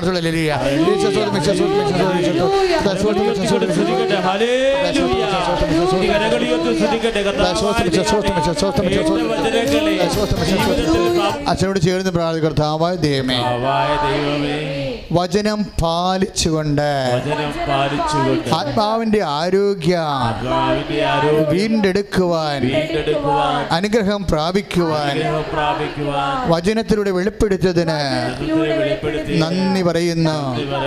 ഹല്ലേലൂയ. അപ്പോൾ ഒരു വചനമെങ്കിലും ഒരു ദിവസം പാലിക്കാൻ വേണ്ടി പ്രത്യേകം ശ്രദ്ധിക്കണം. ഒരു വചനമെങ്കിലും ഒരു ദിവസം പാലിക്കാൻ വേണ്ടി. അപ്പം അങ്ങനെ അല്ലെങ്കിൽ ഒരാഴ്ചയിലൊരു വചനം പാലിക്കാൻ വേണ്ടി, ഒരു വചനം പാലിക്കാൻ. ഇപ്പം ഞാൻ അവളോട് എന്താ പറഞ്ഞത്? മോളെ പിടിച്ച് നിൽക്കും മോളെ. ഇപ്പം കുദാശ ചെയ്ത ബന്ധമാണെങ്കിലും ചില സമയത്ത് ഭർത്താവ് മദ്യപാനിയാണെങ്കിൽ ഒരു കണക്കിന് അച്ഛാ പണിക്കും പോകത്തില്ല അച്ഛാ, ഞാൻ പോയി വേലയെടുത്ത് കൊണ്ടുപോകുന്നത് എന്നെ ഇടിച്ച് കാശ് മേടിച്ച് അയാളെ കൊണ്ടേ കുടിക്കുമെന്ന് പറയും. അയാൾ പണിക്ക് പോകത്തില്ല. പിന്നെ ഞാനാണ് കുഞ്ഞുങ്ങളെപ്പുള്ളതുകൊണ്ട് പട്ടിണി കിടക്കാമെന്ന് വിചാരിച്ചാൽ പണിക്ക് പോണത്. എന്നിട്ട് അയാൾ വന്നിട്ട് എന്നെ ഇടിച്ചിട്ട് ഇപ്പം അച്ഛനെയും കൂടി പറയുന്നുണ്ടെന്ന്. ഞാൻ ഇപ്പോൾ കൃപാസനത്തിൽ വന്ന കാരണം ഇപ്പം അയാൾ നിരങ്ങി രാത്രി നിരങ്ങി വന്നേച്ച് നീ അച്ഛനെ കൂട്ടി പറഞ്ഞിട്ടുണ്ടെന്ന്. അപ്പോൾ അല്ല, ഓരോ മനുഷ്യൻ്റെ അവരവസ്ഥയാണ്. മദ്യം കയറിക്കാൻ എന്ത് ചെയ്യാനാ? ആ സ്ത്രീയുടെയൊക്കെ ഒരവസ്ഥ നോക്കി. ഈ ആളെൻ്റെ കൂടെ ജീവിക്കണ്ടേ? ഞാൻ പറഞ്ഞു മോളെ ജീവിക്കണം മോളെ. എന്താ കാര്യം എന്നറിയാവോ?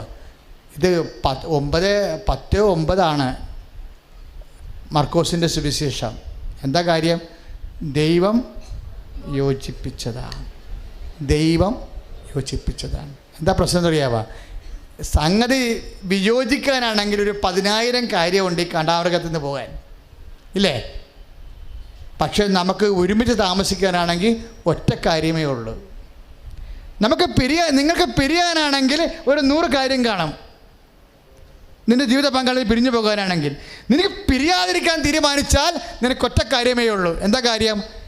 എന്നെ കർത്താവ് യോജിപ്പിച്ചതാണെന്ന്. Praise the lord. ഹല്ലേലൂയ.